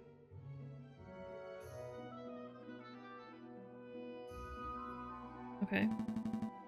What about the other entrances? The other entrances? You mean if you were entering from Tuiles Gardens or the Place du Carrousel? Yeah, because he came from here. No, I couldn't possibly see those from the bridge. Okay, so here we go. But of course, that isn't relevant. Oh, but it is. Monsieur Kingsley witnessed Prince Juan entering the south entrance with a flower in hand, and that's what counts. What if Prince Juan didn't enter from the south? What if he approached the Louvre from Tuiles Gardens to the west? That's a big what if. Do you have any evidence that Prince Juan entered the Louvre from the gardens? As a matter of fact, yes, I do. I have definitive proof that Prince Juan approached from the west, not south. Hey, I know what I saw, monsieur. I'm doubtful too. Go on, JJ, show us this definitive proof that Prince Juan entered from the Louvre from the gardens. Look at this. A book page. Page 44 of Don Quixote specifically was found just outside the Louvre's west entrance. This proves nothing. I'm not done yet. Take a look at this. Don Quixote. This is the book Prince Juan has been reading in jail since his arrest. I believe he has had it on his person for some time. And yes, page 44 is missing. That was the first thing I checked. You do realize what this means, don't you, Severin? The defendant was present in the gardens prior to entering the Louvre. This also means that in all likelihood, the defendant entered the Louvre from the west entrance, not the south. He could not possibly have been seen by Monsieur Kingsley from the Pont des Arts. What? I know what I saw, monsieur. A fine theory, Falcon. But maybe the defendant took the long way around. One can still travel from the garden to the Louvre's south entrance by walking along the river. An extra 2 kilometers of walking just to enjoy the pre-murder scenery. Let's not say silly things, Kokoriko. Okay, maybe the defendant deliberately left the page there to mislead the investigation. Now you're the one who's blindly speculating. It's not blind speculation, it's a viable hypothesis. You are fond of logic, aren't you, Kokoriko? Let's talk about Occam's razor. When torn between 2 seemingly equal hypotheses, we must side with the one that imposes the fewest assumptions. Which of these theories takes fewer assumptions? 1. A page from the book fell out on his way to the Louvre's south entrance. 2. Prince Juan deliberately planted the page on the off chance that it would be discovered, then he took the long way around. How dare you! The nerve of you to lecture me on such basic philosophical concepts! I'll stop lecturing you when you stop making such basic mistakes. Monsieur Falcon, please calm yourself. What's the point of all this yammering? The ultimate point is that Toussaint's testimony is fabricated, made up, utter fiction. No! Everything I've said is the truth. I suspect the witness isn't even a fisherman. I'm not a fisherman! See, he admits it himself. That's not what I meant! We did good, we did good. Prosecutor, you have something that will put this arrogant Falcon in his place, don't you? I must concede. You concede? On this point, at least, Falcon's evidence strongly suggests that the key component of Monsieur Kingley's testimony is false. No! This doesn't mean that Prince Juan is innocent, of course. All Falcon has demonstrated is that this particular witness is unreliable. But I did see something, I really did! Alright, so maybe I didn't exactly see a shifty-looking fox. I made that part of the story up. But I did see a swan looking around the south entrance in the morning of the murder. A swan? Do shut up, witness. Your word is mud at this point. How can we possibly trust anything you have to say? Your Honor, Judge Romulus, we're out of time. We're 10 minutes overdue to start on the hare versus tortoise trial. Hare versus tortoise. It's that late already? Curses. I was hoping we could have the case wrapped up in a single trial session. Oh, we're not done. It is a shame, but ultimately, an accurate sentencing is always preferable to a speedy sentencing. Yes, all right. I don't need to hear your moralizing. Court will resume this Friday, the 21st at 9 o'clock. Don't be late. Prosecutor, do your job. Get this stupid fox a conviction. I will do my best to ensure that justice is served, Your Honor. We're not done! Oh, shit. A lot came up in that trial, huh? Yeah, no doubt about that. But something's bothering me. Why would that fisherman guy, Monsieur Kingley, lie on the witness stand? God, I was doing a different accent. Okay.